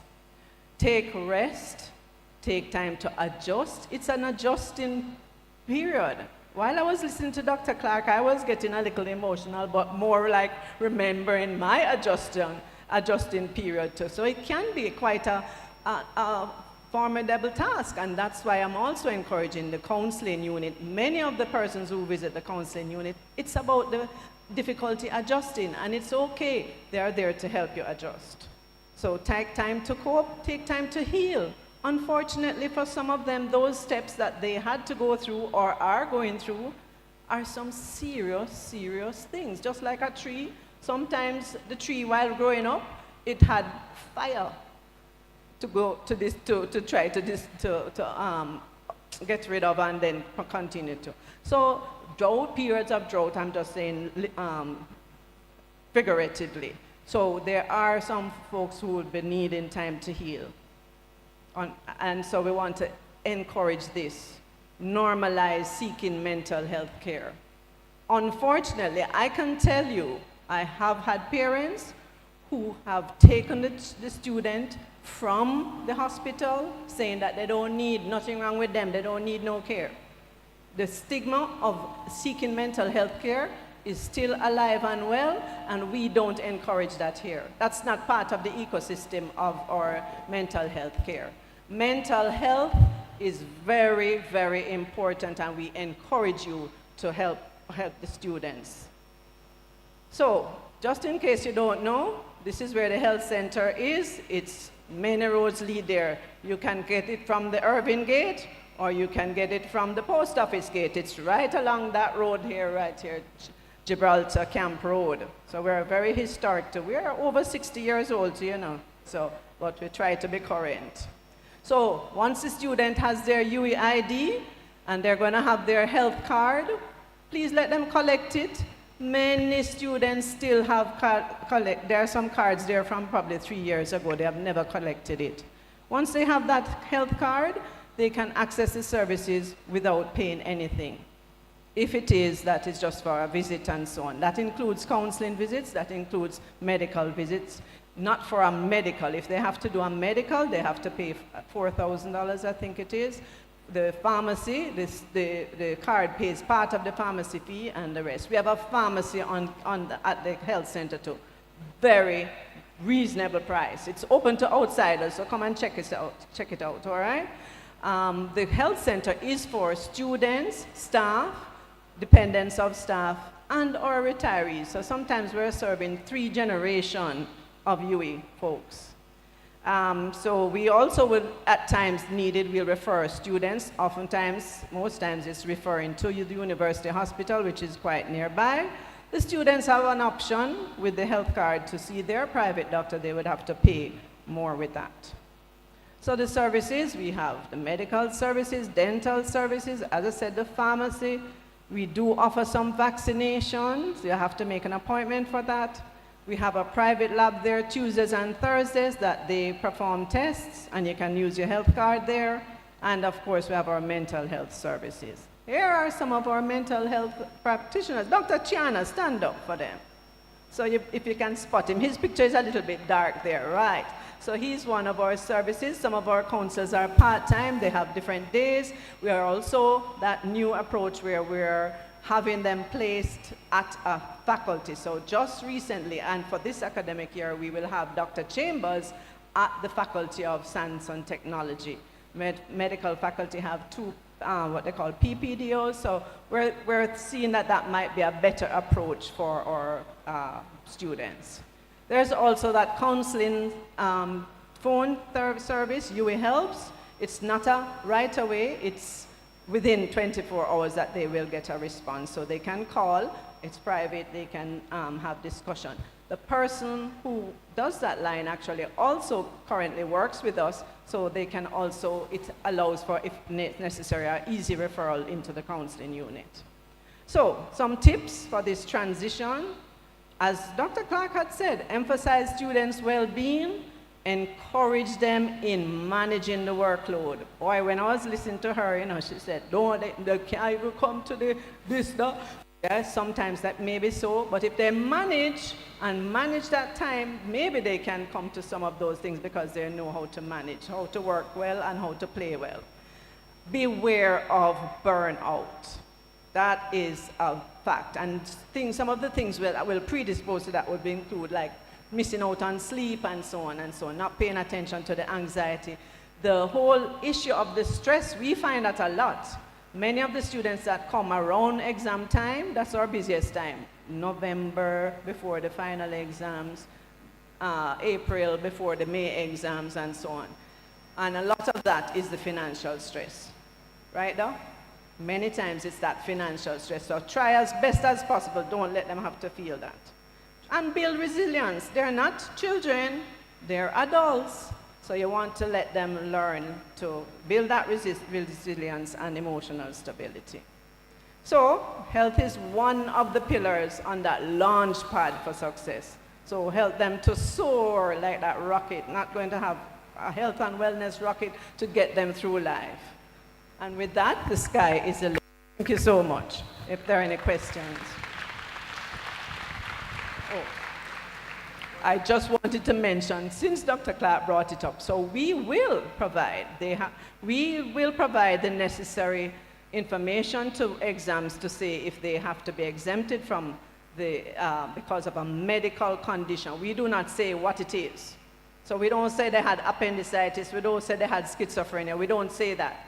Any medical information goes straight to the clinical director. You don't send those reports to anybody else but to the clinical director, or our health email is healthserves@uemona.edu.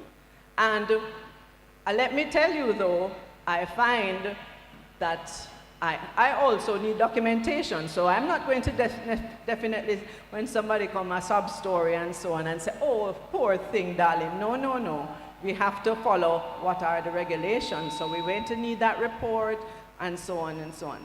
But just to let you know that we do. So we do it before. So if the person is not feeling well, it is best to come to the health center, even on the day of exam, at the time or before.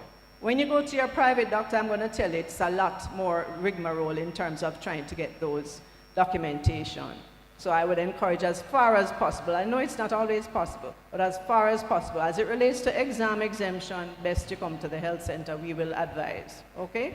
Thank you. Thank you very much, Dr. Tina. Such a very clear and important presentation. Do you have any questions for the team from the health center?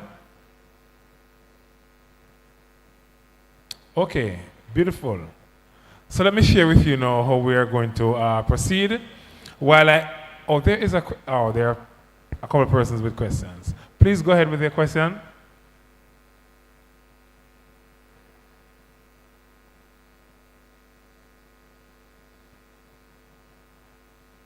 Right, it's already on. They will turn it on at that end. Good afternoon.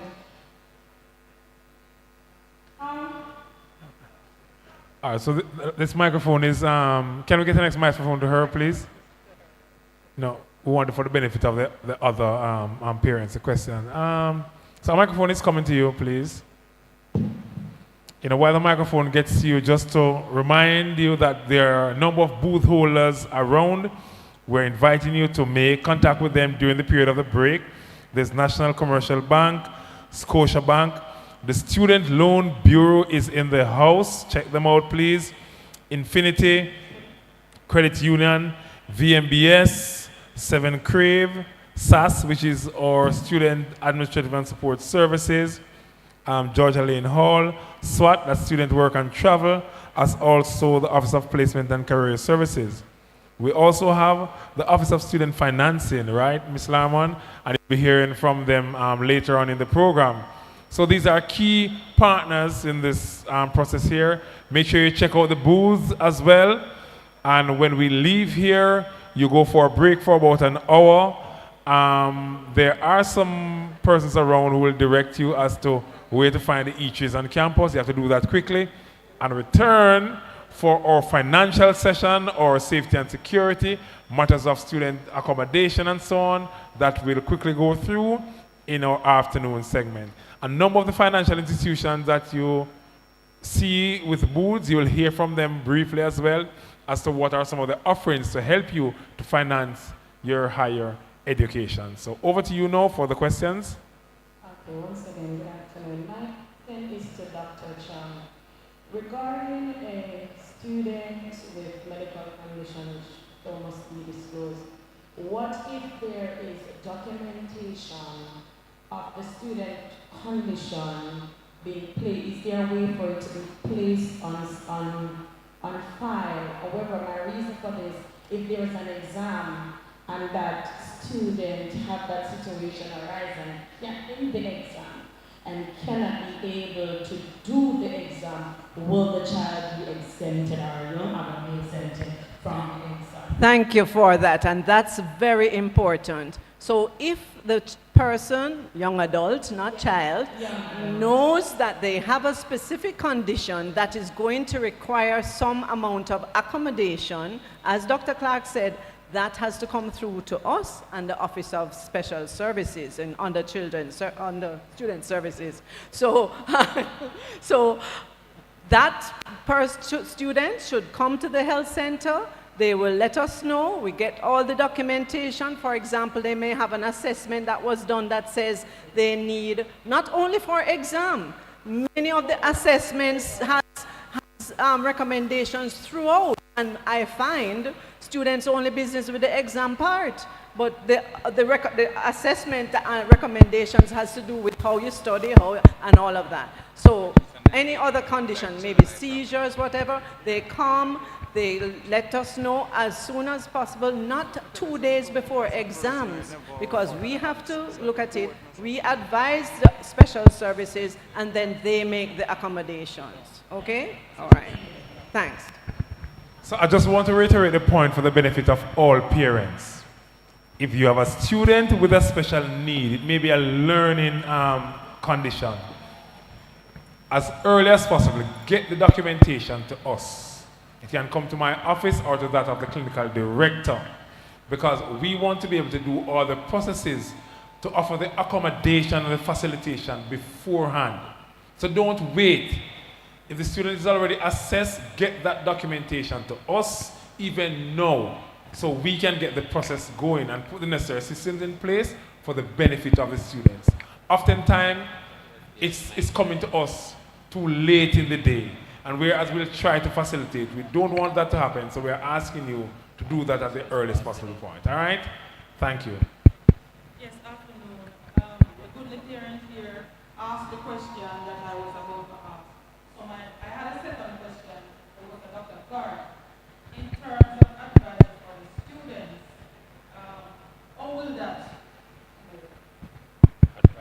Sorry, when you say advisory, just clarify, what are you looking for? Like the courses that they are supposed to do. Okay, so the UE has multi-level orientation processes. So as indicated, the week of August 21 is when they will come for the general UE information.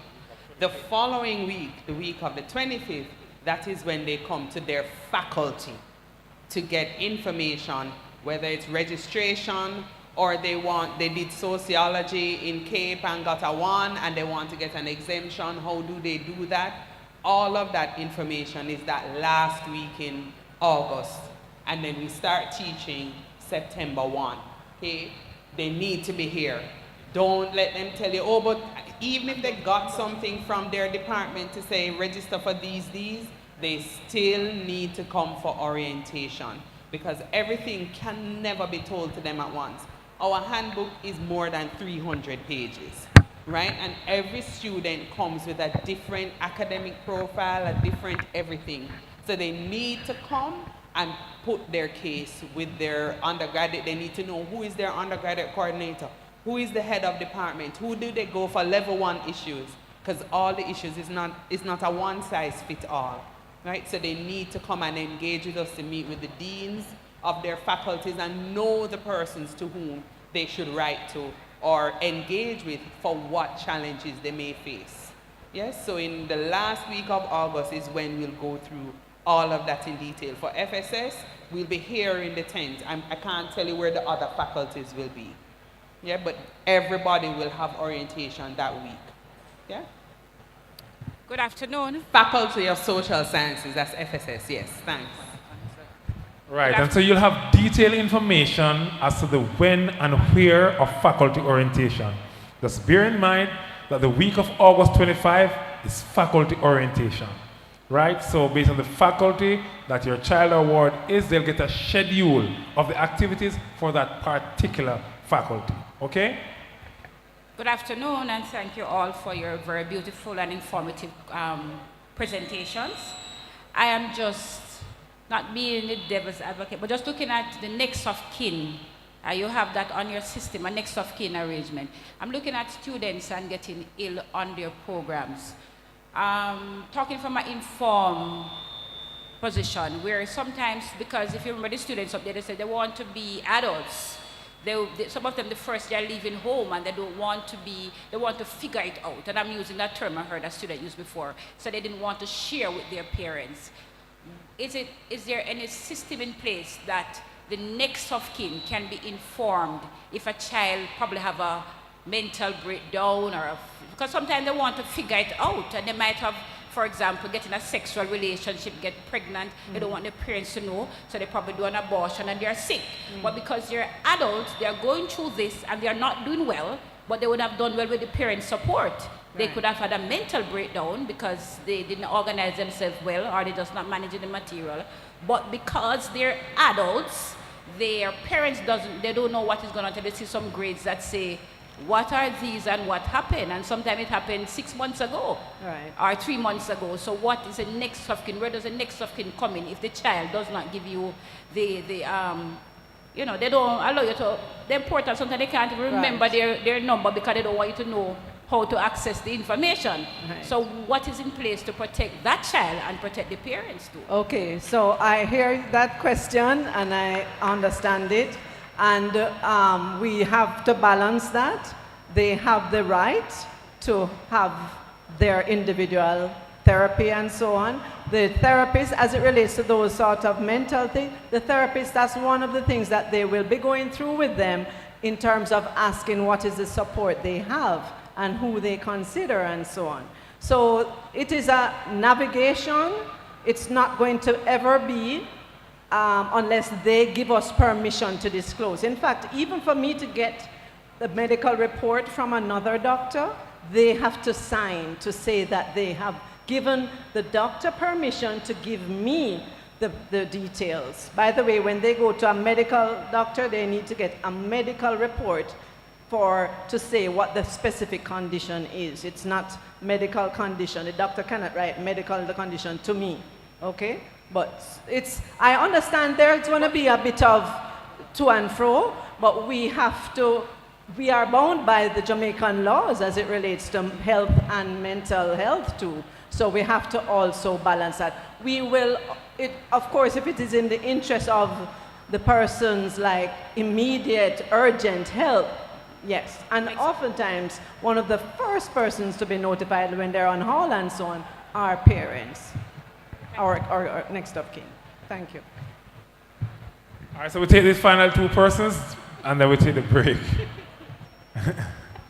You can take out the microphone. You can take it out of the socket if that's easier for you. Okay, good afternoon, everybody. Just need this to be really crystal clear for me. I hear you talking about the assessment forms coming to you as early as is possible. What I need to know, do you offer assessment here? Very good question. So the Faculty of Social Sciences actually offer those assessments. It is quite a long wait. It is a waiting list. It is a very reasonable price. We do not do it at the health center. It's a very reasonable price, but they're also private. We can refer to private that may be faster if it's so needed. But if you had a recent assessment, we're not going to necessarily ask for another assessment. So if the assessment, depending on the condition, if the assessment is within 3 years, certainly we didn't want the one from GSAT or so, you know? So yes, that's available. Thank you so much. Yes.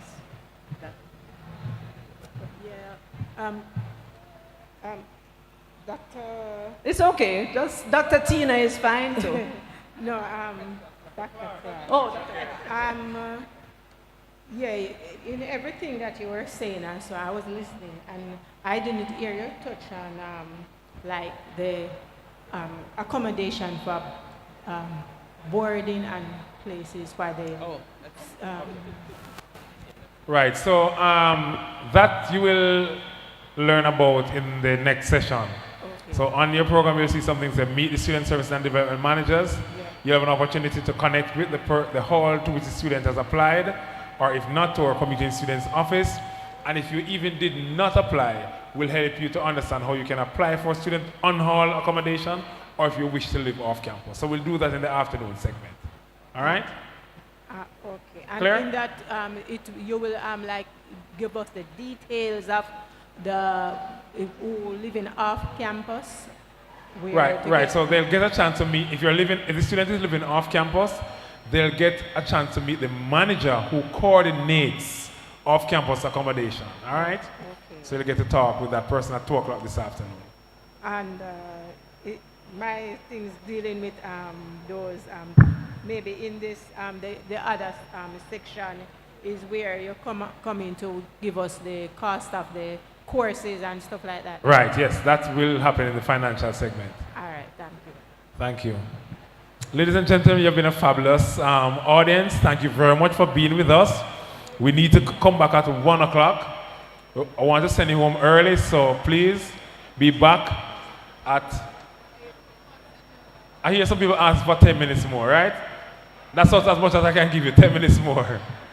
Right, because you need to be out here in a time. So let's be back by we starting promptly at 1:10. Thank you very much for your understanding. Make use of our booths. Grab a bite, get some water, use the bathrooms. To the building directly across from the tent is where you can access bathroom facilities. Make use of same. Check in with NCB, Scotiabank, Infinity, SWAT, the Office of Student Financing, VMBS and Student Loan Bureau, 7 Crave, Student Advisory and Support Services, Placement and Careers, or Office of Placement and Career Services, a critical office to check in with, Georgia Lane, as also the Office of Student Financing. Thank you very much. Enjoy your break.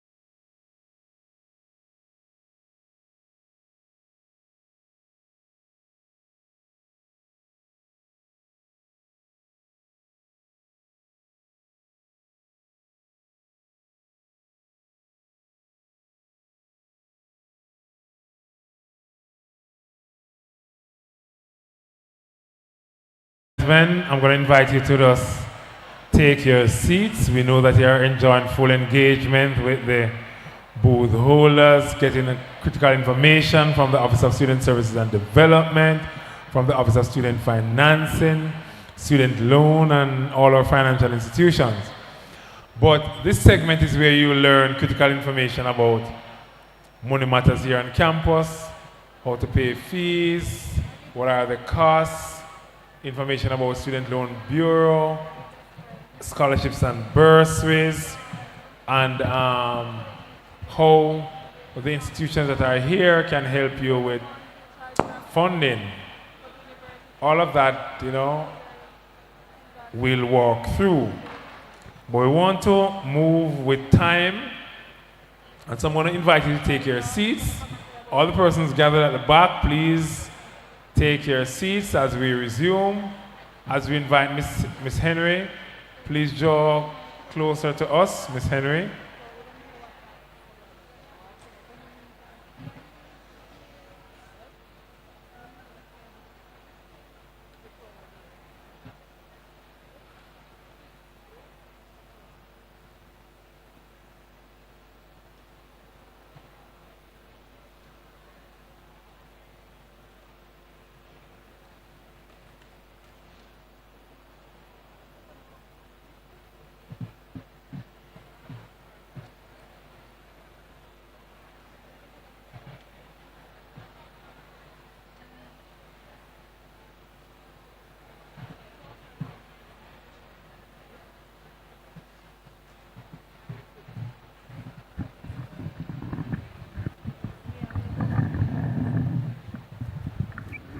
Thank you for making your way quickly to your seats as we invite to the lectern Ms. Kimberly Henry.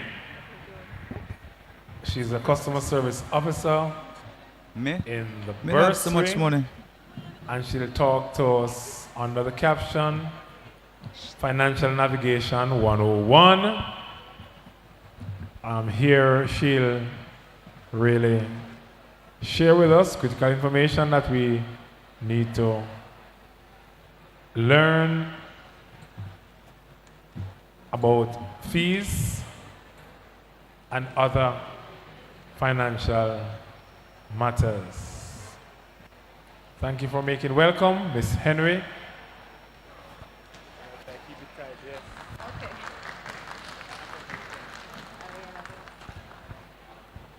Good afternoon, everyone. No, man, you don't sound excited. Good afternoon, everyone. Oh, all right. So we're going to do a little exercise. So can all my new Pelican, all new students, stand for me, please?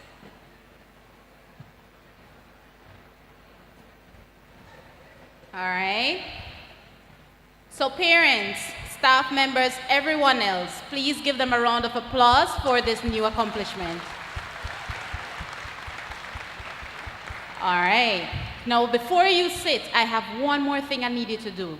So we have what we call the Yui chant, right? So when I say Yui, Yui, Yui, you're going to say oi, oi, oi. All right? So let's give it a run. Yui, Yui, Yui. No, man, no can go better than that, man.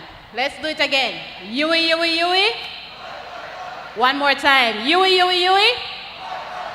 That's right. All right, have a seat.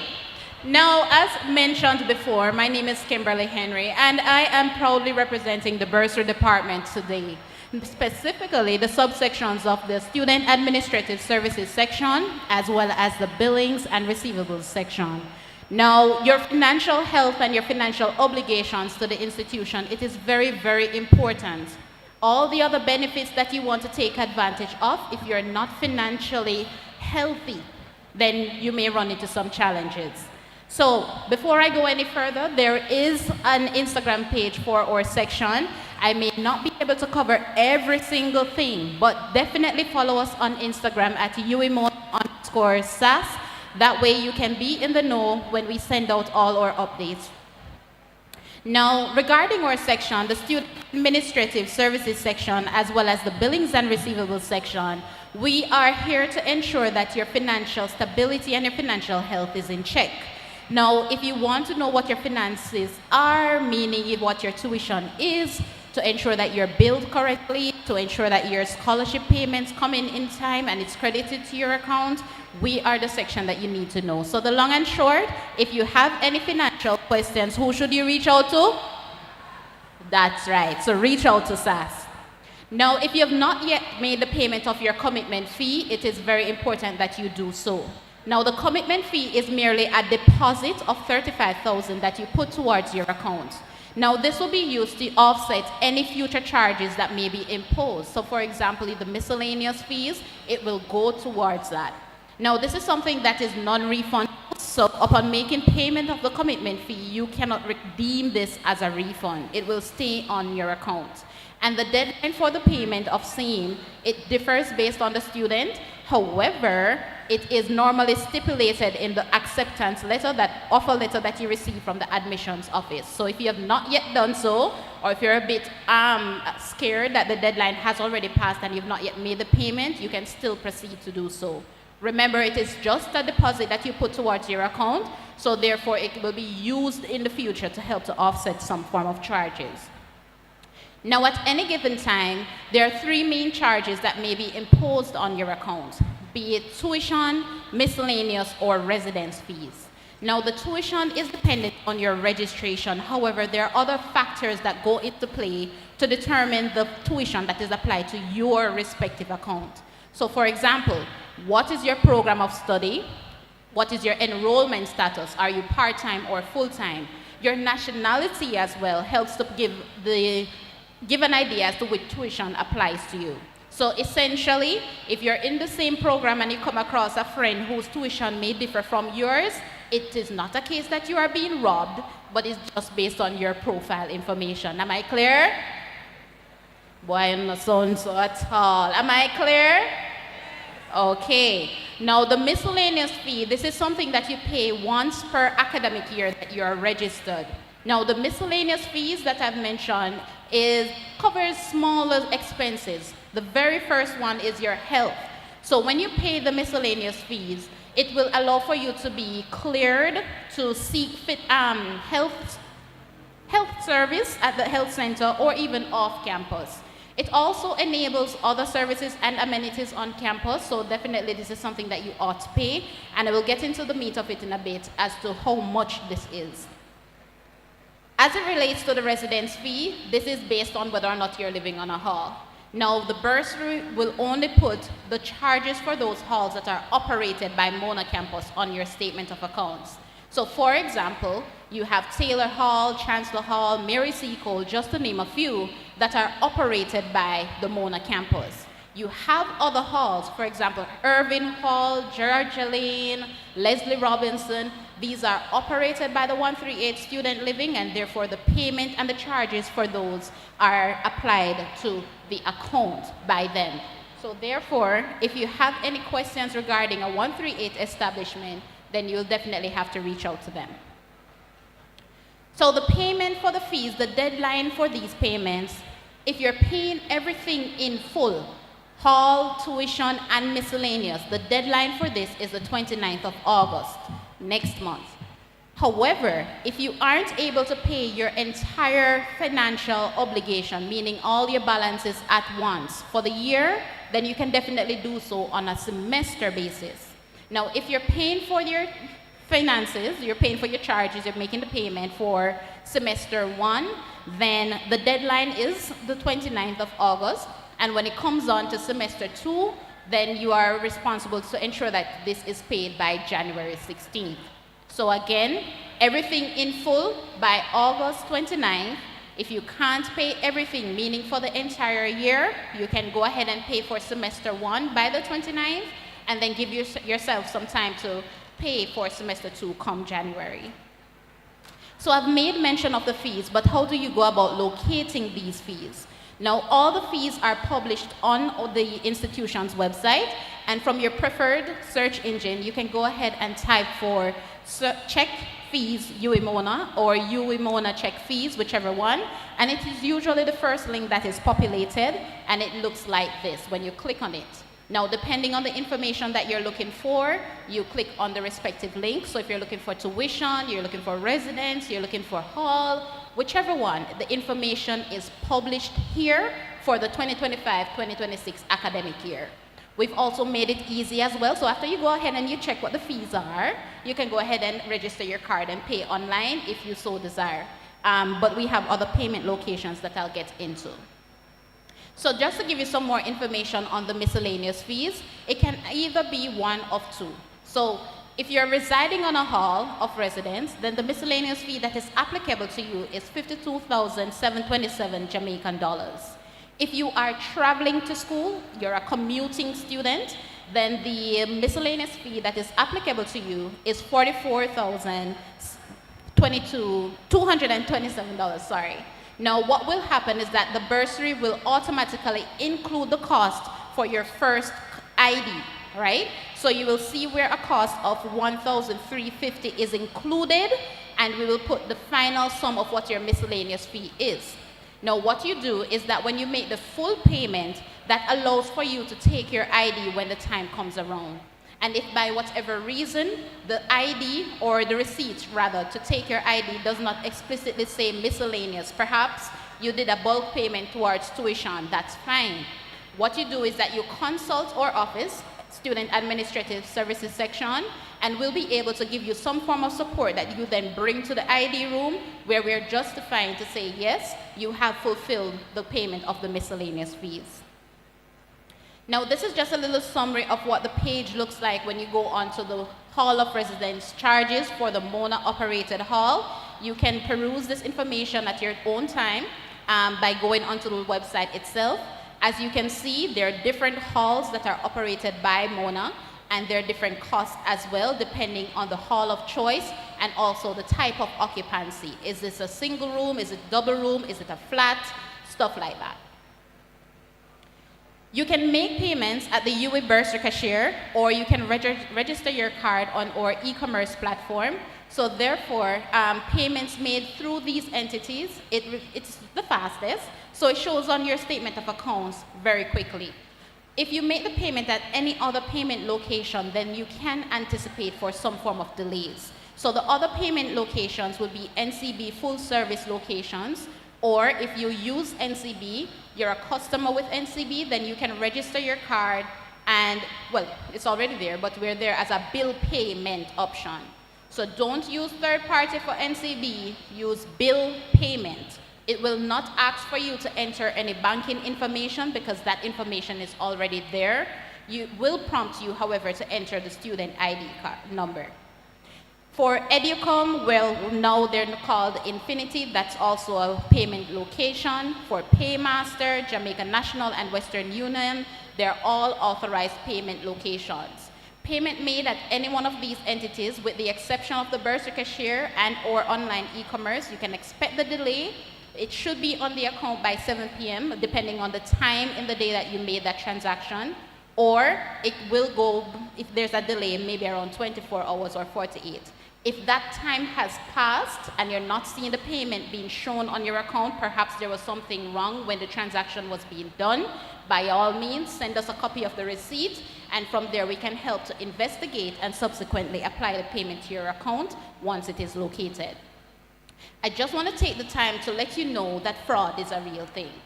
So hence the reason I have stressed the fact that we have authorized payment locations. I also want to take the opportunity to let you know that under no circumstance, under no condition, that the bursary will reach out to you and ask you for your card information. Under no circumstance, we will call you and ask you for sensitive information regarding your banking or anything of the sort.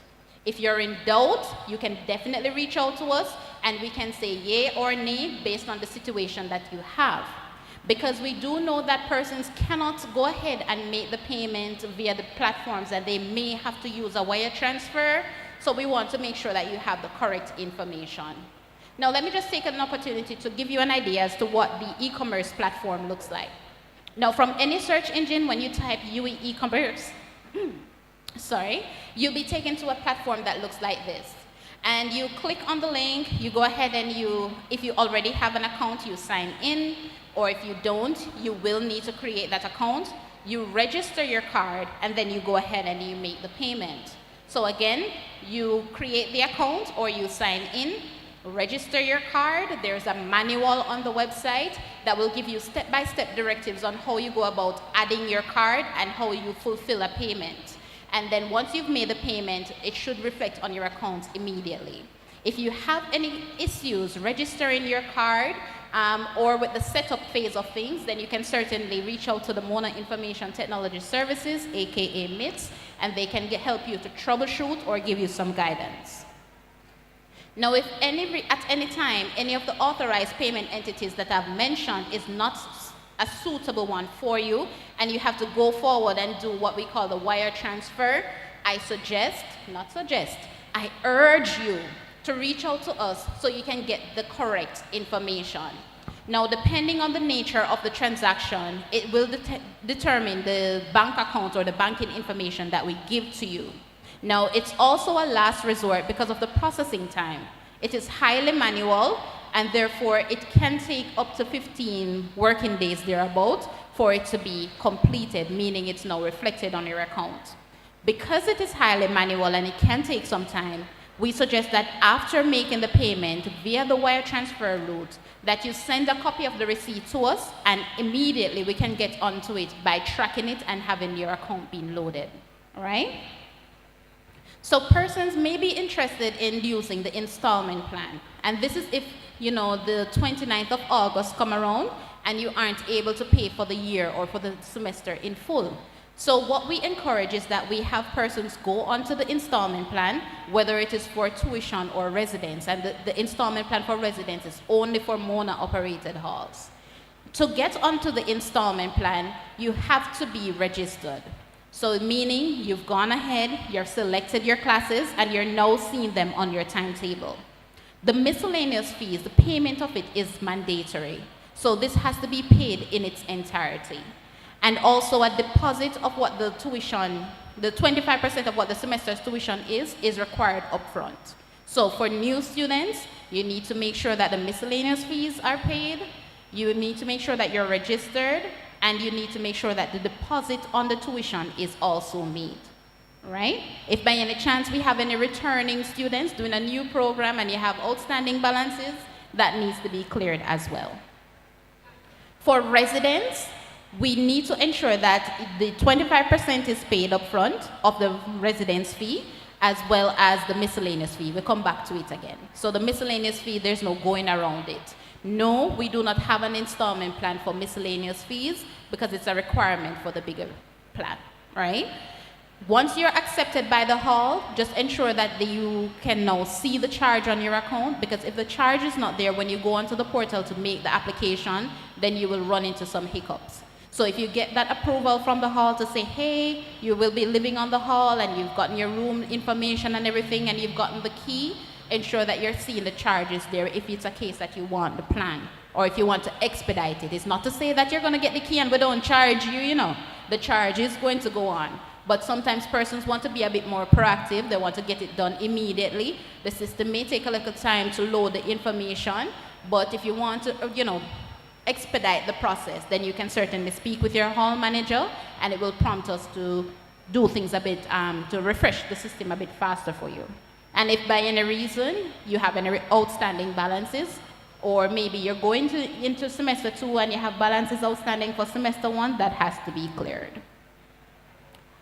So to access the plan, you would need to go onto the Bursary Online Student System that we call BOSS, UE BOSS. Now, for all the services that we offer in office at SAS, these are also accessible online on BOSS.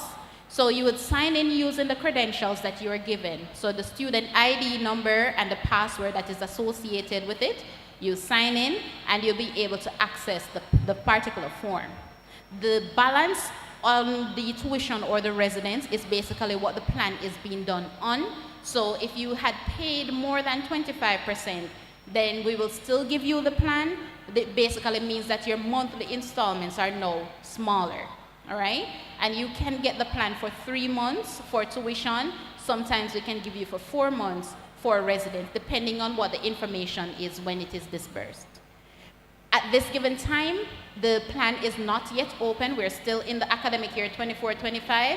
However, it will become accessible and available to you on August 4th, and you will have up until September 12th to get your request in for the installment plan. And remember, if this is not done, then you have not met your financial obligation, and then we may run into some penalties.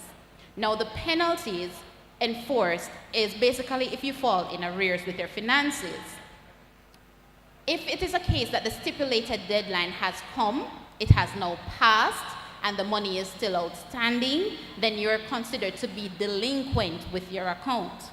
The first penalty that will be imposed on the account is what we call the late fine. Now, the late fine is calculated at the end of each month and added to the account until it is regularized. Regularized means your balance is now cleared. So if you have money outstanding after August 29th, then the account is subject to a late fine until the balance is cleared. The late fine is added to the account as well if you're on the installment plan and you missed your deadline. It will be calculated on the amount that was outstanding for that month, and it will be applied to the account. Now, if we go further on into the semester and the balance is still outstanding, not only is the late fine being applied, but what we call a financial hold is imposed on the account. Now, what the financial hold does is that it bars you from accessing your grades, for example. It bars you from certain facilities or enjoying certain amenities that are on campus, and we don't want that to be the case. But if your financial health is out of whack, then the financial hold will be imposed on the account. For extremely delinquent accounts, meaning a couple of months have passed, maybe a year has passed, no effort to make payment on the account, no communication to the institution, anything like that. If you fall into the delinquent part of things, we are going to send the account to the collection agency. So no, we don't jump and just bring it to the collection agency just like that, but I'm just letting you know that for extremely delinquent accounts, we have the option to send it to a collection agency who will do what needs to be done to retrieve the funds on the institution's behalf. I want to inform you all as well that we do report to the credit bureaus, whether it is good or bad. So if we prefer to transfer information about your account to the credit bureau about good standing, right? So take that into consideration as well. And if you have challenges, I urge you to reach out to SAS. Do not wait until it is too late, and then you know, it's a bit harder to communicate and say what exactly is happening. And for our students, do not wait until the day of an exam to try to sort out your affairs. Missing an exam due to a financial issue does not mean that you're getting a second paper. Missing an exam also affects your transcript. It will put a failure grade on your transcript and so on and so forth. And what that also means is that when you want to resit this, no, not because you paid semester 1 or semester 2, you now can do a resit. It will come at a cost. So I just want to take this opportunity to let you know that the financial health, you need to be very responsible and communicate the information to us as soon as possible. Now, in wrapping up, I just want to bring your attention to our online platform. And this is called the Bursary Online Student System, as mentioned before, aka BOSS. Now, you can scan the QR code that is displayed there to access it. And as I mentioned before, certain services that are offered in campus, you can also access this remotely. So to get on the installment plan, to get a tuition letter, meaning you're trying to get a scholarship, you need an official letter from us to say what your charges are expected to be. That is a tuition letter. You go ahead and you access this particular platform for that. So from any search engine, you type UE Online Systems, and under the section for students, you just click on that and click on the BOSS, right? You sign in using the same credentials, and you'll be able to access the platform. Your unofficial statement of accounts is also accessible to you online, and this is basically what it looks like. When you have the time, you can also sign into your respective accounts and you'll be able to see what it looks like via bus, all right? If you have housing charges, there's a tab there for you as well. You click on it and you'll be able to see the charges that were imposed on the account and also the payments. By any reason, if you need an official copy of the statement of accounts, meaning something that is very detailed and also comes with a signature and the official letterhead and all of that, we offer that service as well. That is a request that you make on BOSS. For the proxy authorization, we know that, we have parents here, we have guardians here, and at some point you may have to come and do business on behalf of the student. Or perhaps the student, sometimes you're on campus and you have to send a friend to do business on your behalf. We have no issues with that, but we need for you to communicate that information to the bursary. This is done via the proxy authorization form, which is also accessible via the BOSS platform. Now, what this basically means is that you, the student, you're authorizing the bursary, you're authorizing SAS to give this individual in front of us information on your account. You're also authorizing us, if you deem fit, for this person to collect a document on your behalf. Now, it is very important, even if this person says that they're your parent, I regret to inform you that we cannot help. All right? This is a legal matter. You're now considered to be the legal client, the legal student of the institution. So if you're sending someone outside of yourself, you're not coming, somebody is coming to do business for you, please communicate that via the proxy authorization form. And of course, we will be authenticating these persons when they come in by means of IDs. So parents, please walk with your IDs as well. All right? So your privacy, it is very important. So in wrapping up, if you have any further questions for us, we have a booth at the back. You can definitely reach out to us. Or you can call, email, chat with us via live chat or WhatsApp. And we'll be here to assist you with any financial questions you may have. We are open Mondays to Fridays, 8:30 a.m. to 4:30, and you can start a live chat with us during that time as well. Again, on behalf of the bursary department, I want to formally welcome you to the institution, and I hope your tenure here will be a remarkable one. Thank you.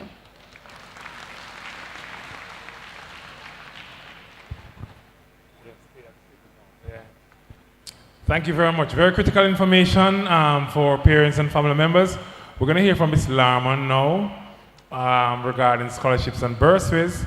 And then our financial institutions will have a minute each just to promote their offerings.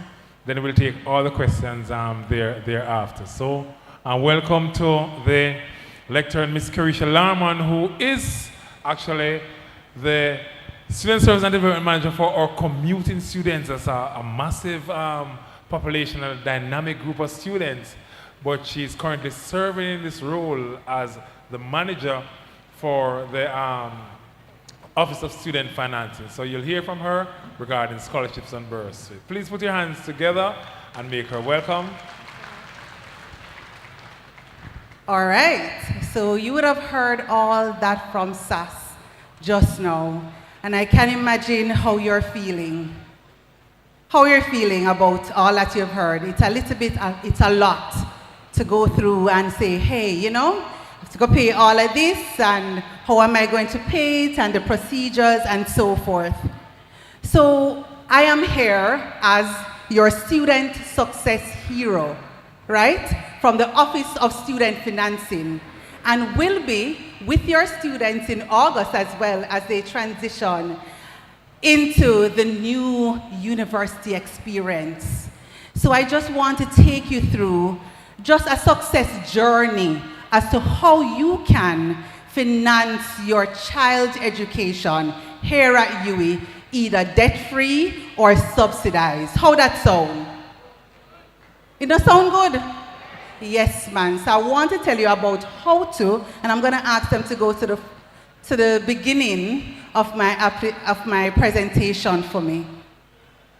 Because we're going to take a little journey as to how you can subsidize or get full tuition. Oh, I'm sorry. I can actually navigate it here. All right, great. Awesome. So we're going to start from the beginning. So I just want to talk to you about funding their future. So it is not your future. Some of you would have come through university already. Some persons are just living through their children. So we're going to talk about funding their education. Funding their education, what does that sound like? And what does that feel like when you're coming to a tertiary level institution? Well, there are various costs to consider, right? And as you do with your personal budgets, we have to take this as a budgeting process as well. So we have to look at the tuition, we have to look at transportation, and so even if the child is living on hall, you have to budget for some sort of transportation to go off campus, right? You want to look at accommodation. So no, not everybody is going to be living on hall, but some persons are living in and around the community. So you have to rent. And even when they're home, you too have to pay some bills as it relates to them being at home. You want to take those things into consideration as well. Meals. So meals while they're at home, because they have to eat groceries, right? While they're on campus, groceries as well as meals when they come to campus. We have to budget for those. We have to budget for books, whether it is e-books or physical books that they'll be using, right? Or any gadgets based on the faculty that you're in.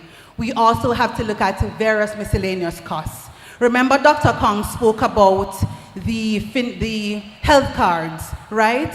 So if you use a health card, for example, at the health center, the cost is minimal. But suppose it's something that you have to use it off campus.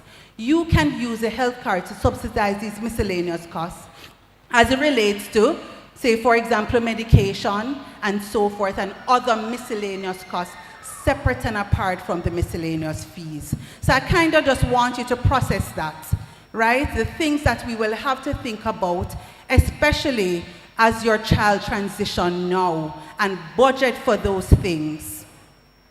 Now, the Office of Student Financing really helps with quite a number of financial aid. So the types of financial assistance is scholarships and bursaries, which is one category, general financial assistance. If you're a US citizen or a green card holder, you can access US Department of Education federal student aid, and then we also provide financial guidance to you or your child or ward, right? So now we're gonna look at a little bit, and I won't delve into this too much because you would have gotten brochures, and we can help and guide your child or ward or family member through this process of applying for the scholarship. So one thing you have to remember, and a parent came to me, suppose I work and I'm in a good job. Will they look at those things and not give my child a scholarship? And I said to them, no, because there are different types of scholarships. You have needs-based, you have merit-based, you have a combination of both. So needs-based is where they look really at the need of the person. They need this scholarship, and they cannot progress without getting this, right? Then you have merit-based, which looks primarily at academics. Your academic score, they really don't take into consideration your need in a large extent. Then you have a combination, right? So they look both at need, both at academics, the merit with merit, as well as your co-curricular involvement or their co-curricular involvement, and take all those things into consideration when they're giving the scholarship. Now, there are different places or different types of scholarship that you can get based on different scenarios or areas. So you can get a faculty scholarship, you can get a year group scholarship, a gender-based scholarship, scholarships for disabilities, scholarship for volunteering and community-based services. So there are different types of scholarships. So you can either get a scholarship because you're in a particular faculty, you can get it because you're in a particular year, you can get it if you're a particular gender. So there are some scholarships that are male and some scholarships that are female, and there's others that are open to everybody. Then you have students with disabilities. There are scholarships specific for them, and we have quite a few here. And we don't only take into consideration physical disability. Dr. Kong would have spoken about some of the other disabilities, learning disabilities and so forth, right? So if your child or ward is assessed, we will take those things into consideration as well. Volunteer and community-based scholarships as well. So just a quick overview of everything else. Where can you find scholarships? Financial organizations, so Scotiabank, Infinity, NCB, Sagicor, those places, embassies. We in the office has a Chinese embassy scholarship, and the embassies have their particular scholarships as well on their websites. Employers, so you might be employed to a particular organization. Find out if they have a scholarship for your child. Scotia does that, I know that, because they come through our office for their scholarship, right? Government agencies, MPs, parish council, and private charities. So Chase Fund and those MPs have a grant, a $50,000 grant. Election time, go to your MP. Yes, for the grants, right? So make sure you access all of those things that are available to you. Then we look at application process. Because the scholarship application process at UWI is still open. We're open until July 31st. So most of these things that I'm telling you now is applicable to our scholarship process. So who makes a strong reference? Because you'll have to get a referee affidavit signed up, right? So somebody who knows you, who can tell a story about your child, who knows your family background, have those persons be your reference. So probably a principal, probably the guidance counselor, probably a JP from your area. Make sure that those persons can tell a story that reflects your need. Why do I need to do extracurricular activities, or why do I need to encourage my child to do extracurricular activities? Because it builds them, it makes them a holistic individual, and scholarship donors want to make sure that persons who they are using as their ambassadors are well-rounded and can represent their companies well.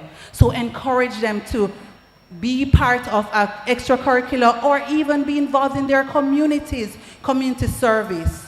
How to approach writing scholarship essays? Always tell them to tell a story, right? Always tell them to tell a story. Tell them about who you are as an individual. Thanks, Mr. Mackenzie.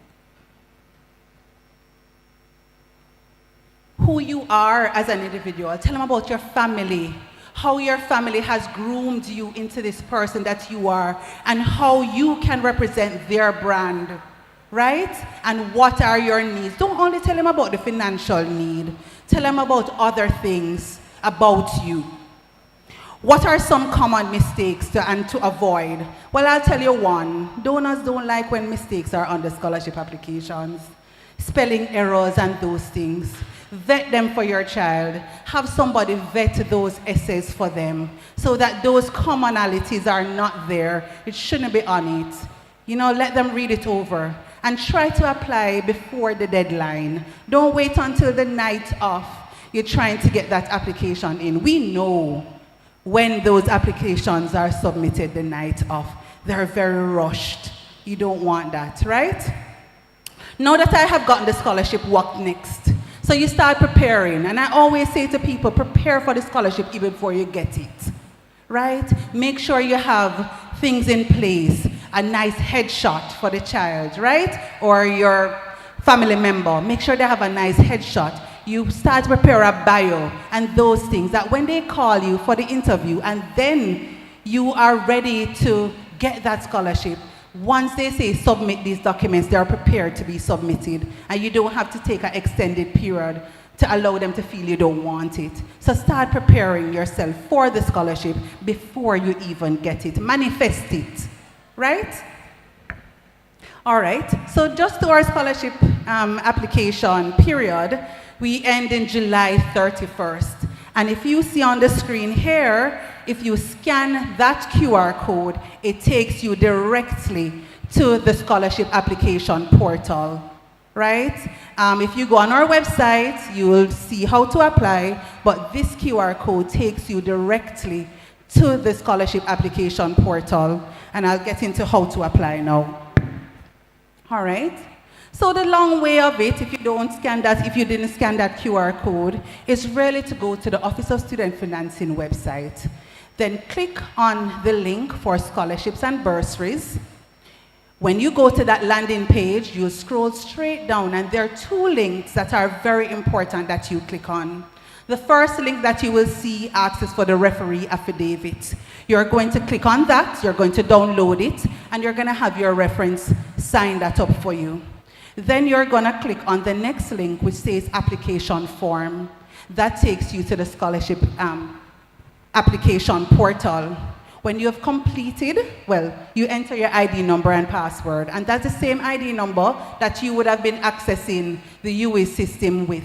The one that you got, the 620 number that you got in your offer letter, and the password that you would have either reset, you would have reset, right? Once you complete the application, you cannot submit until you upload the referee affidavit form. After you've uploaded that, you can always submit your application once all the necessary sections are completed, right? Now, another thing that we offer is general financial assistance, and I would have alluded to it earlier. And so general financial assistance is really our little top-up program, right, for our students. And you won't be able to access this until you have been registered, or your child or ward or family member have been registered. So after the August period of registration, general financial assistance period is between September and October and December, and that's for first semester, and January to April for second semester. And you can only get one financial assistance per year. So the things that are available, or the assistance that are available, are grocery vouchers, meal subsidy, cash grant, and book grants, right? And those are throughout the academic year to support you, just in case something didn't go well and you need a little bit of top up on the way. And this takes you to the portal. It will be available at orientation, so students will see the link at orientation, and once you go on the Office of Student Financing website, you will also see a link to get to this application portal. All right, so my first year students, if you're here and if parents are here, what we did this year was to pull all the scholarships that are available to first years. That don't say that you can't apply to others, but just within your faculties, we have pulled some of those that are only for first year students. But you can always apply once it doesn't specialize, or specify rather, the year group that you need to apply within, right? Once it says for all university students, you can apply to it. In the same breath, if you are applying for a scholarship that says a particular faculty, that scholarship cannot be transferred if you move to another faculty, right? So if you apply for a faculty scholarship that is, say, for example, in social sciences, and you decide that you're going over to humanities and you got that scholarship, you won't be able to take that scholarship to humanities. But if you apply for a scholarship that says any faculty that you go in and move to, you can take that scholarship with you once you maintain the GPA or the criteria within the scholarship, the requirements of the scholarship, right? You can take it with you. So if you scan that QR code or take a picture of it, you have a little heads up, than the other students who are applying generally. All right? General financial assistance for financial U.S. Department of Education. Once you're a U.S. citizen, I'm at the back. You can come and speak to me further about it. Or if you have one of our brochures, you can always call our office for some more clarification on that. All right, I really want to touch on this because other financing opportunities for tertiary students, JAM-VAT, right? The application for JAM-VAT has already passed. The deadline has already passed for JAM-VAT, but just for next year, remember JAMVAT. It's really completing 200 volunteer hours and you get up to 350 or 30% of the cost of your tuition. 350 meaning if you're in, for example, the professional areas, law and medical sciences, they go to a maximum of 350 once you get JAMVAT, right? Otherwise, it's 30% of your tuition. PATH, right? Once your child, ward, or family member was on PATH in high school, they are eligible for PATH in university. And the PATH application process is, well, the application form is on the OSF website. You just need to download it, complete it, and turn it into the Office of Student Financing between August 1 and September 30. Right? Make sure you can find your family number. That is what we normally return the forms when students don't have their family number on it. So just ensure that you have the family number there on the form and turn it into us. Now, just a little bit of information. The PATH money, which is $100,000, does not come over in first semester. It comes over in second semester. So we have to really look at how it is we're going to finance the first semester if you're on the PATH program, right? Because we have to go through the process with the ministry to ensure that we are eligible. All right, student loan, and they're gonna come and probably speak to you, but I encourage persons to take student loan because if you get a scholarship, you can always return the loan. Don't let it be, you're crying or going to exams because you didn't put the measures in place to support yourself or support your child. Always, always, always apply for student loan. It is a viable option. And if you get a scholarship or you get other funding, there's always a waiver letter. You can always send back the money, go give student loan. You don't have to keep it, right? So always, always, always. There's a targeted loan and there's a pay-as-you study loan. For persons in the professional area, for medical science, and you are, for example, given, you're in the full fee paying $4 million plus, your family member can take a loan with you. So you can get a loan and they can get a loan as well. But SLB will talk to you more about that. All right, and remember there's no guarantor policy. All those nice things now with SLB. And I know some parents are here and they would be scarred by SLB before. It's not like before. It's a little bit more relaxed nowadays. So yeah, I'll give you a little promo, All right, so to contact the Office of Student Financing, one, we have our brochures down at our booth, but if you want to take a picture right here, you can always take a picture as to how to contact us, or cell numbers as well, or cell numbers, as well as you can visit the office. And I'll just put a little promo in. We are going to open a scholarship hub, application hub next week, where we're going to help students on campus in the assembly hall to complete their application process. And we'll be open from Tuesday next week, which is the 22nd, until the application period close. You will get support from our staff, as well as IT support if there are any challenges that you're having that you need to troubleshoot. So we'll send out the information to you through your first year portal. That is, the persons can access that in the admissions portal, but we'll also be sending out emails on our social media platforms and so forth. So look out for those. We're going to be helping you through the process. We're all about supporting our students and making sure that they have all the information and access to different services and scholarships that are here for them. So before I go, I want to leave this little quote with you. Success is achieved and maintained by those who try and keep trying. Right? Nobody give up. Don't give up for yourself as students, and parents don't show them any form of or sign of you giving up on them. Push them, yeah? Even if they don't get the scholarship this year and they said, oh, I didn't get it this year, or they didn't get a scholarship, but they come and they sign up for financial aid, tell them to go for everything. If they don't hear from the scholarship office, come to we upstairs, make sure you follow up, Don't tell them not to be shy. We're here as your student success heroes. We have to make sure that the villain, you know, the money, don't catch you. So don't give up, right? Success is achieved and maintained by those who try and keep trying and apply and apply and apply. So I just want to say, we're looking forward to engaging you at UWI.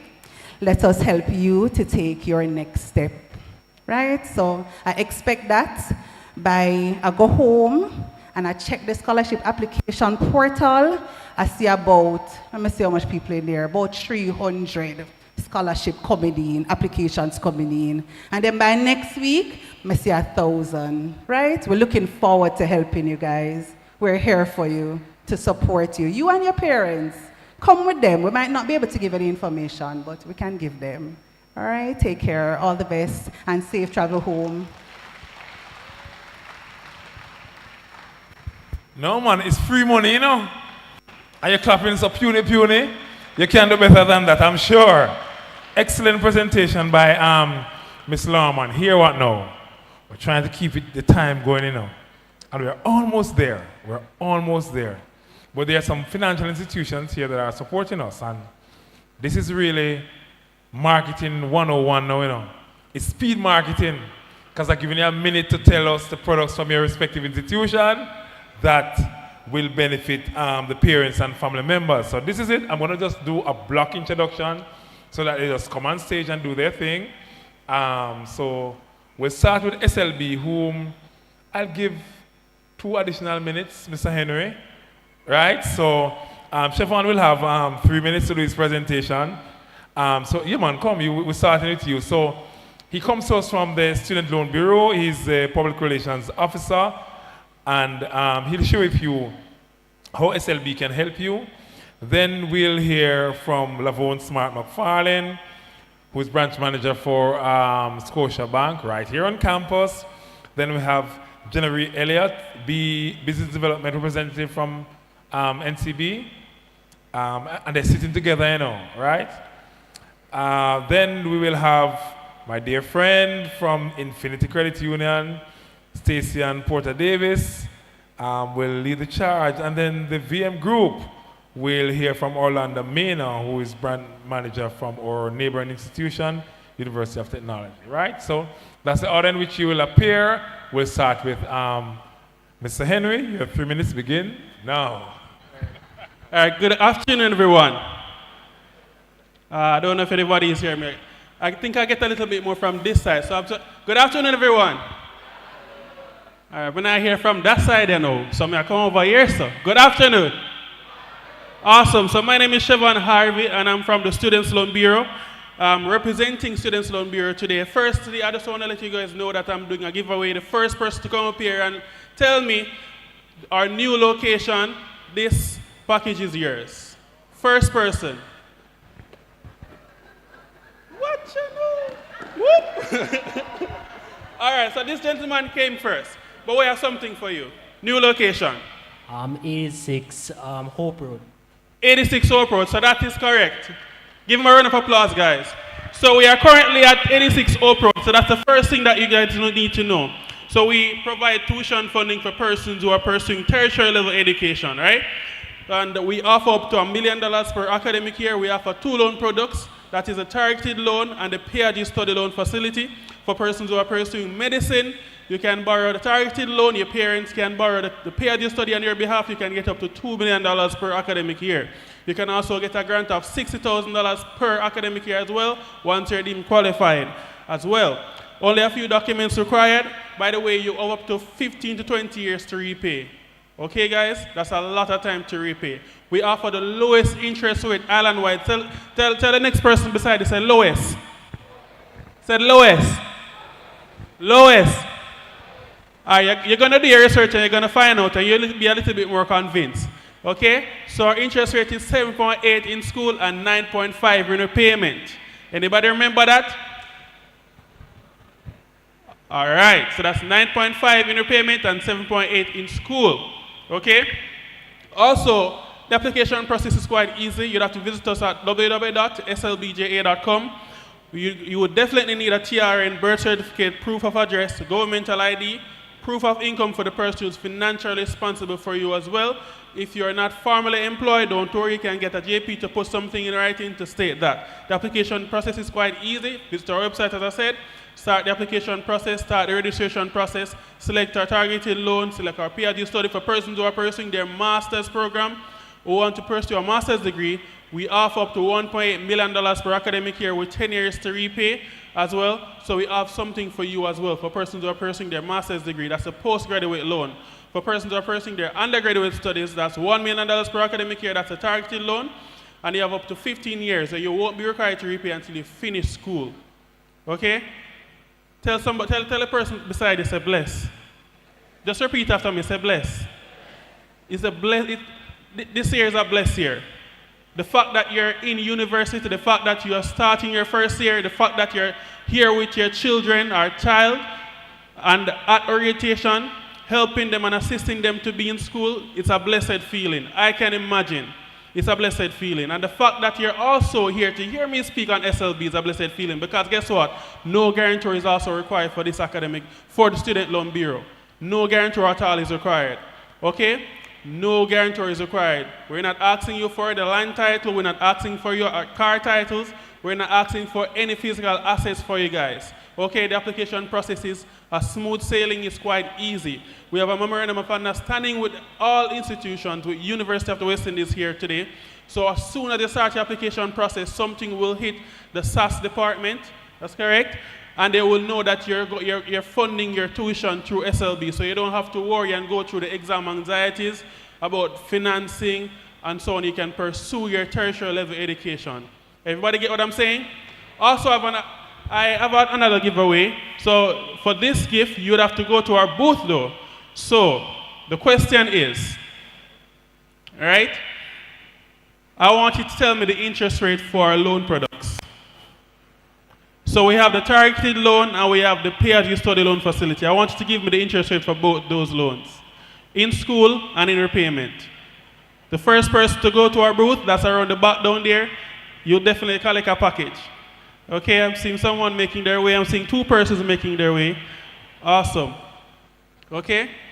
So, feel free to visit our website at www.slbja.com. What's that? No, man, it needs to sound like a choir. Say www.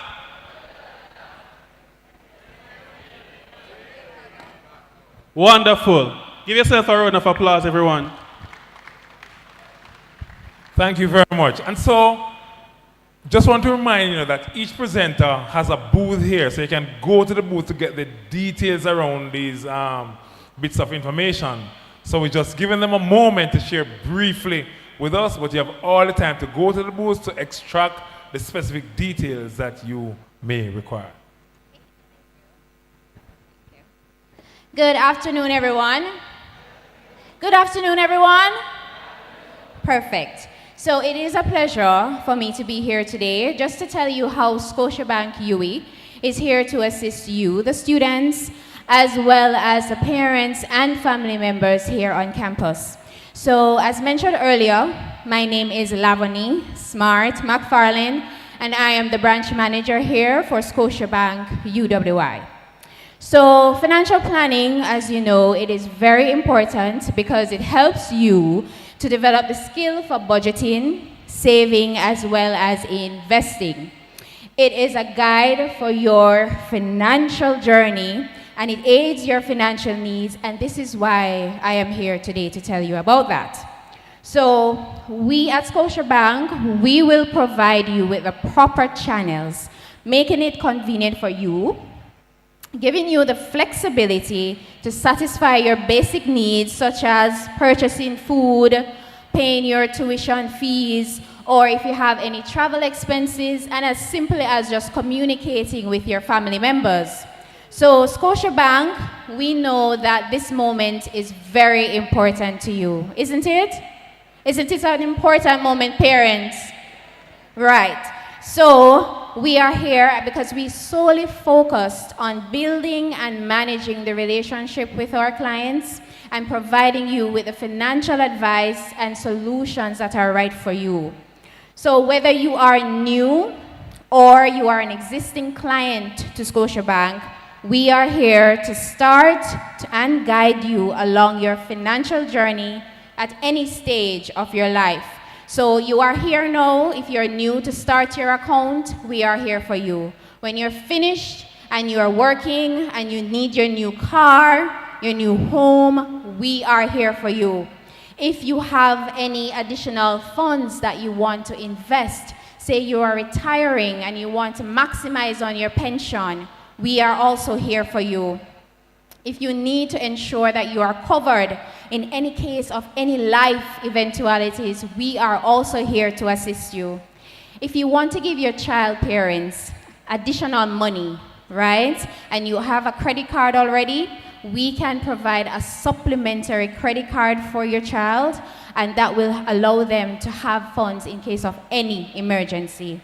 So at Scotiabank, our responsibility is to make it easy for you to do business with us while we are helping you to cover your financial goals.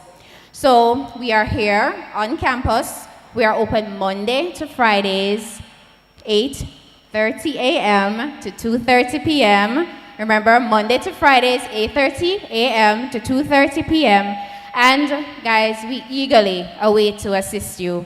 And if you need any additional information, our booth is at the back, and our team is here ready and waiting to give you the information that you need to either start your account or online banking, whatever it is. We are here to assist you. So remember, we are here 8:30 to 2:30. And our online is www.scotiabankjamaica.com if you need any additional information. So remember, Scotiabank is here for you and we are waiting. Thank you so very much and congratulations to everyone that's here.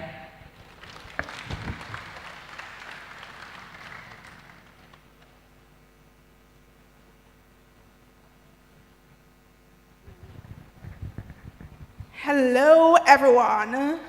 My name is Jennery Elliott, and I am representing the bank of choice here on the UWI campus. And we are conveniently located beside the bookshop, right very close to the admin office. And of course, it wouldn't be NCB if we didn't have a giveaway. So let me ask you a quick, easy question. We have a student account, also called the Quick Save. What are the 2 documents that you would need to open that account? You win this nice tumbler if you can answer it. First person up here. What are the 2 documents that you need to open the Quick Save or the student account? There are 2 documents. Nobody know? No man, but no phone to come open the account today already. No, come up. The first person that come.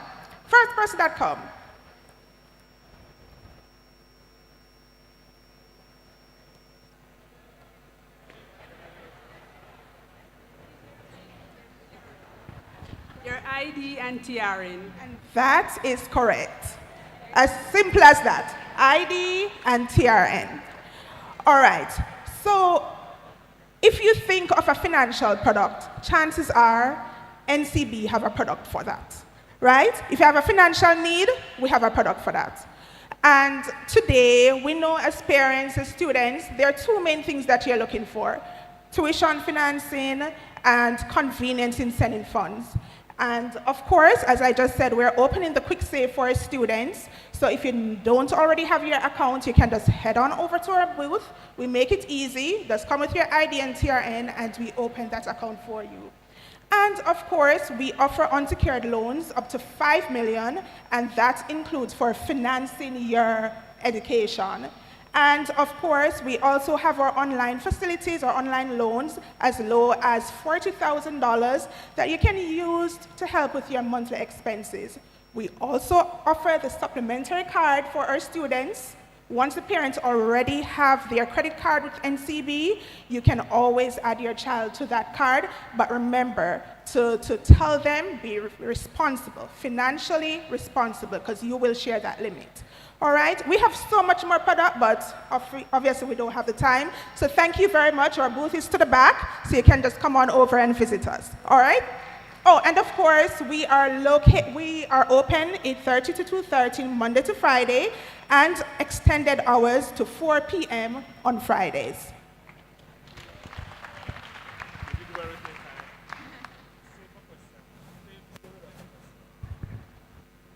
Good afternoon, everyone. My name is Stacey Ann Porter Davis. I am the branch manager for Infinity Cooperative Credit Union, which is located just next door. That lovely blue and yellow building you pass on your way to the tent.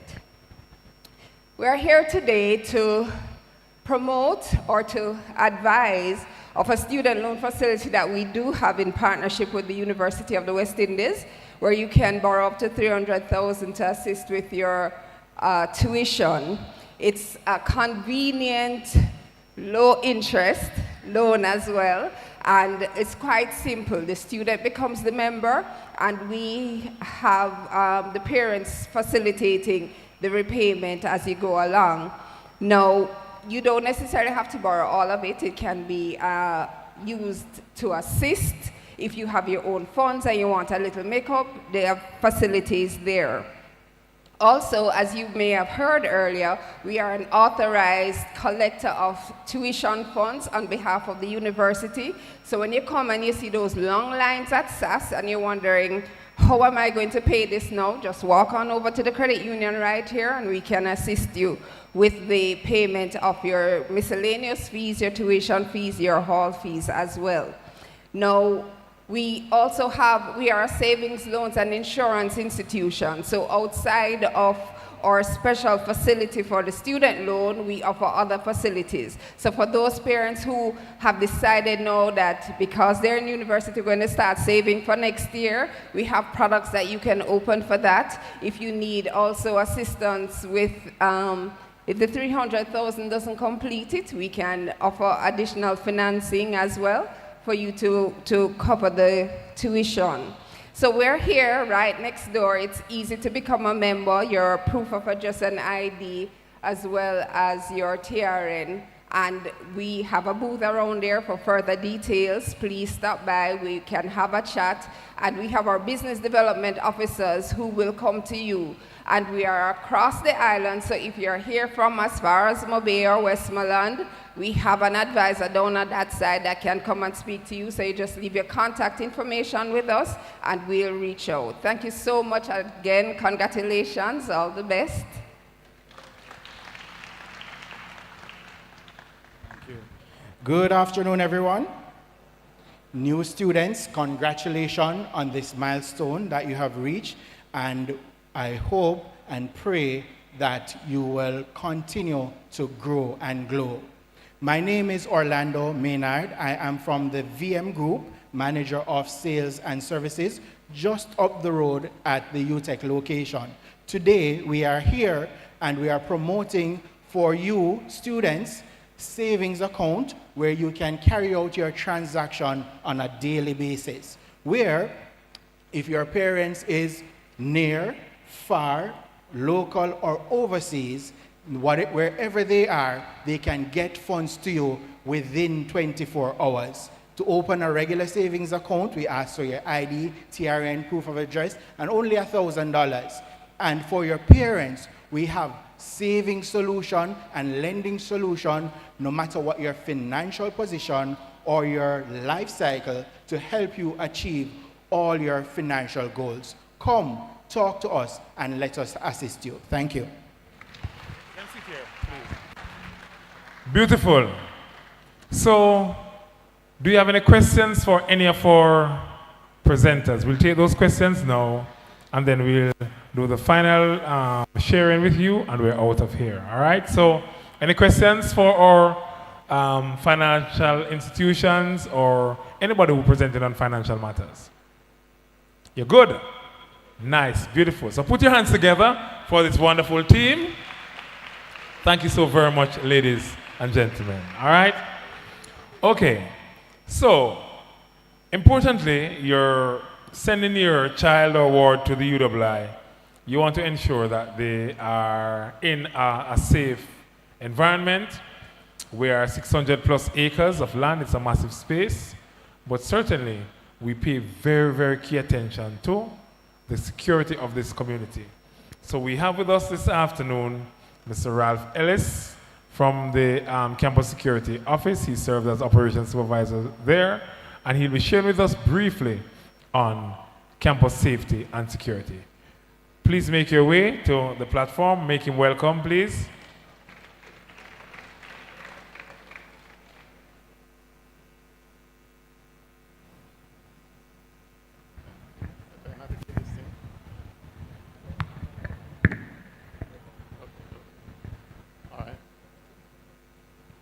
All right, wonderful afternoon to all my parents, family members, students, ladies and gentlemen. How are we doing? Having a wonderful day? Beautiful, wonderful.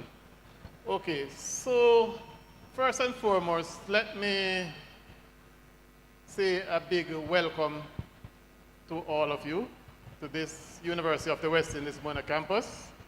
Okay, importantly, let me commend you parents and guardians for choosing the University of the West Indies Mona campus for the educational advancement of your child or ward.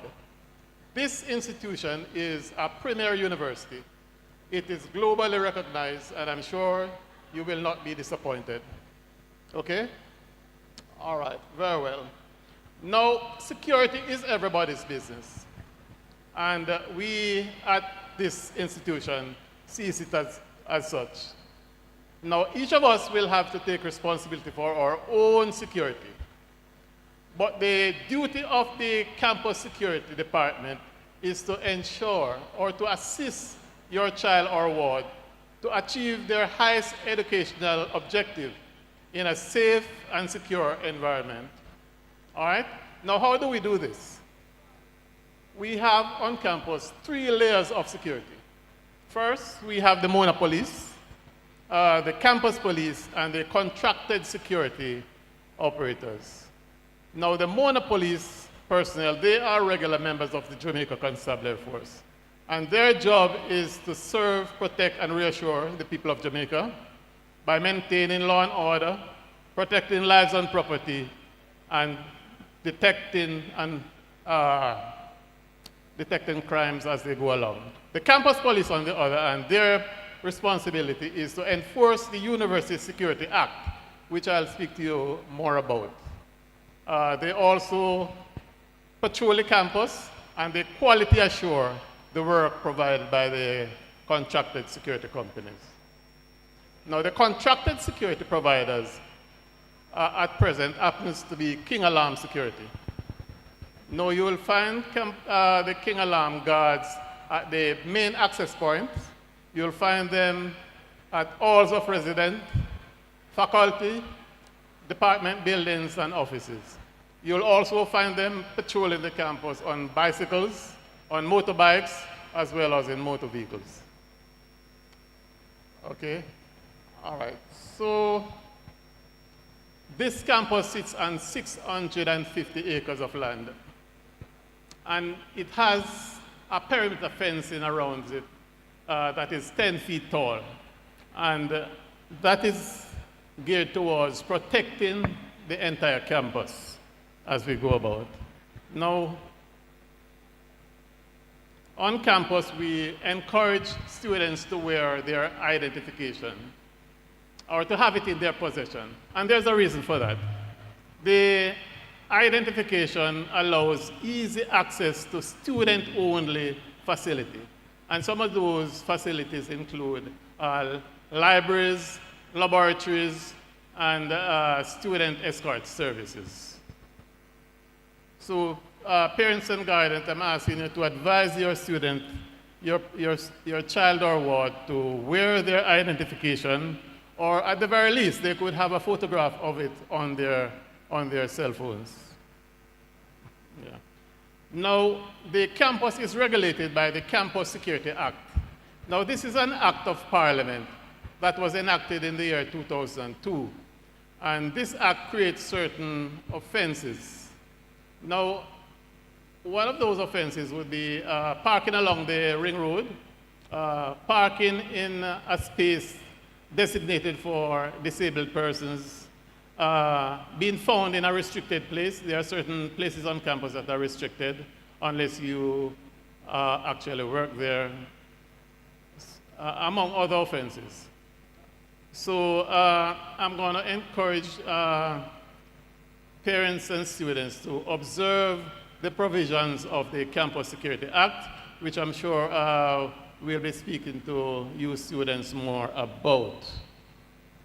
Now, persons who have no legitimate access on campus will be denied access, and that is done for obvious reasons. So that denial will start at the main access point. We'll also do that at the entrances to all faculties, offices, and departments. We have 4 main access points to the campus. We have the Queen's Gate, the Post Office Gate, Irving Gate, and the Hospital Gate. Now, the Queen's Gate and the Hospital Gates are primarily for students or staff with university identification cards. The other 2 gates being Post Office Gate and Irving Gates, those are general access points. Okay? So that identification that we speak about is very important, and that is what we check. We also check for when we are thinking of denying access to persons who have no legitimate access on the campus. But let me give you a few security tips, because my time is short here. Parents, guardians, students, I'm going to ask you to observe these tips. Do not use your cell phone while walking on the campus. Very important. Protect your laptops, your cell phones, your tablets. Do not leave them in gazebo, libraries, or laboratories. Keep your room door closed, even if you are taking short trips to the restroom or the kitchen. Do not leave your keys under the doormat or above the door. If you're living on the ground floor of an hall of residence, do not leave valuables close to the window. Never unlock emergency door unless there is an emergency. Protect your devices with firewalls, malware, antivirus software. Use hard-to-guess passwords and never share it with anyone.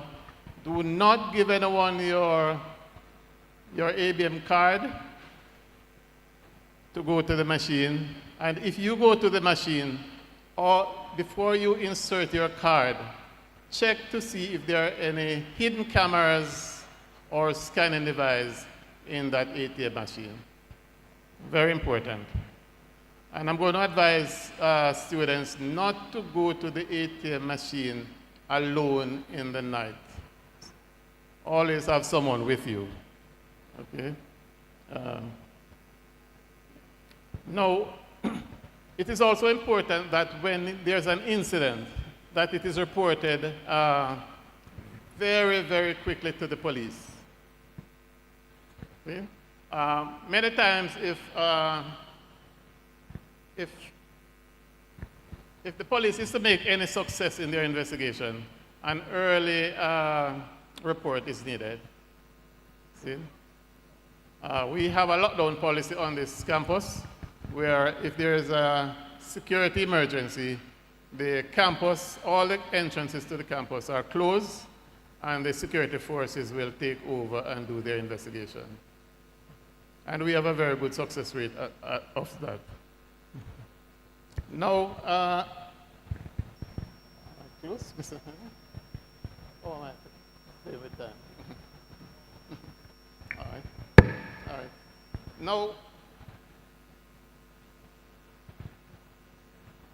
Now we have a transport policy on the campus here, where we only allow persons, taxi operators, who apply to operate on the campus and are vetted and given UWI stickers for their cars to operate on campus.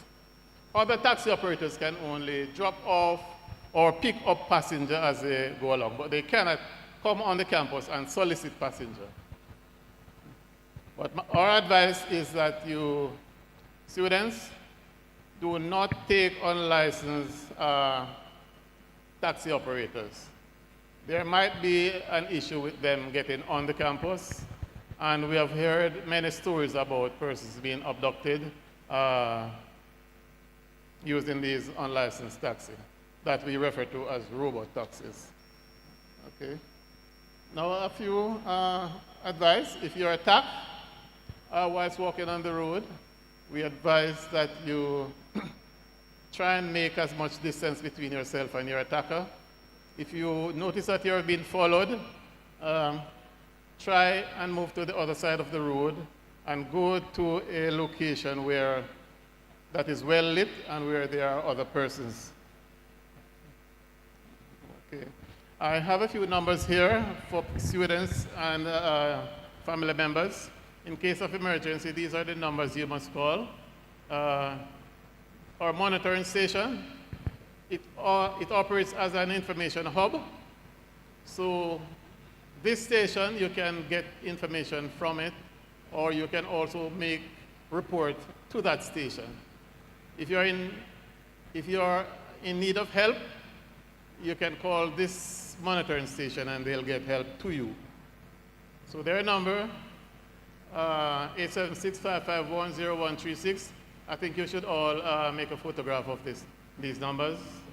The campus police, 876-551-0134. The Mona police, 876-837-7192. And the King Alarm number, which is 876-977-9902. I'm sure I'll have other opportunities to speak to you students during your faculty orientations, but for now, I'll stop for now as my time is up. Thank you very much for listening.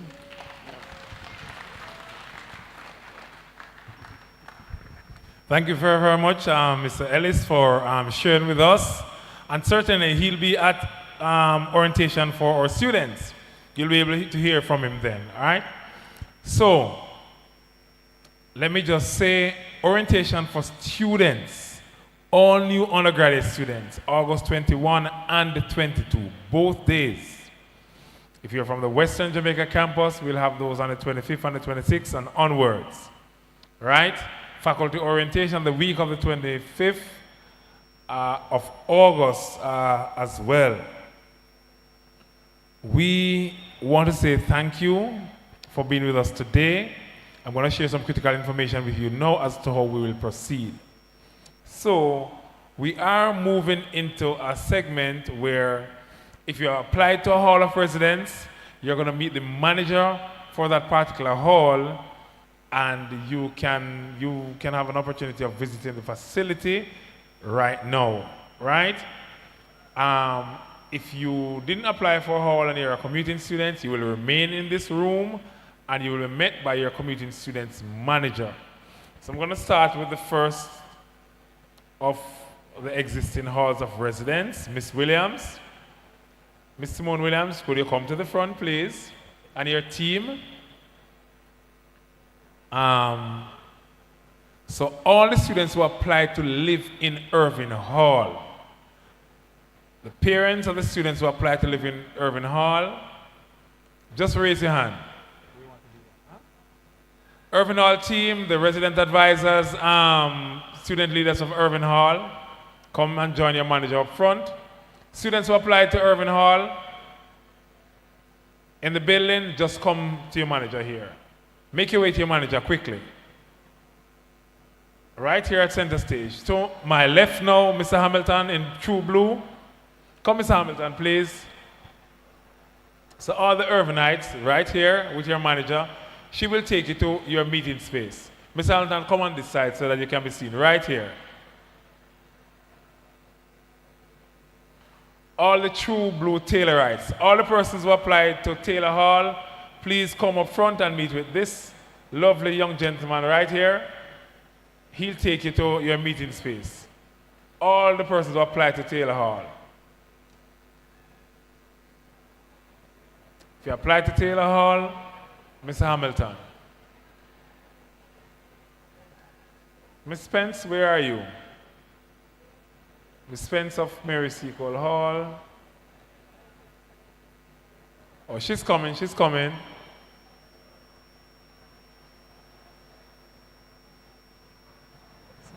If you can start moving. The urbanites are moving to their location. They're moving. You get a chance to see the hall if you want and look at a room in the space. So all the urbanites, Taylorites, right here at Mr. Hamilton, all the persons who apply to Taylor Hall. So we have an all-female hall, that's Mary Seacole Hall. I see the dynamic team here, led by Miss Spence. Seacoleites, right here. So the urbanites are moving out, moving out.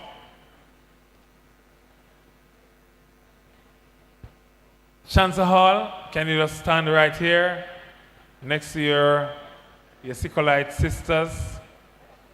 So other persons who apply to Chancellor Hall.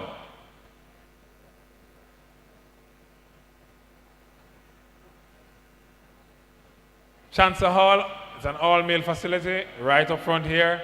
Where is Donald Mambe? Mr. Mambe?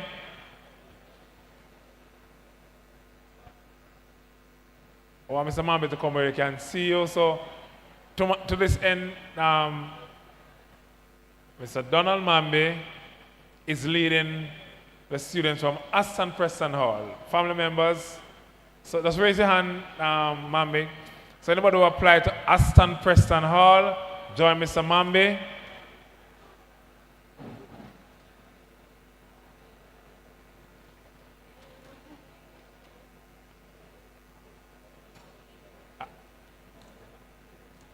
All right, so Seacoleites, we're asking you to take your leave. I'm not running in, but I need the space. All right? Seacoleites, just keep your hand raised, Miss Spence, so they can see you. The Seacole clan is underway, the chain is underway. Aston Preston Hall to that side. I need Mrs. Bennett and her team. So the Rexans, so all those who are good. All right, so bye to Chancellor Hall, the mans of Chancellor.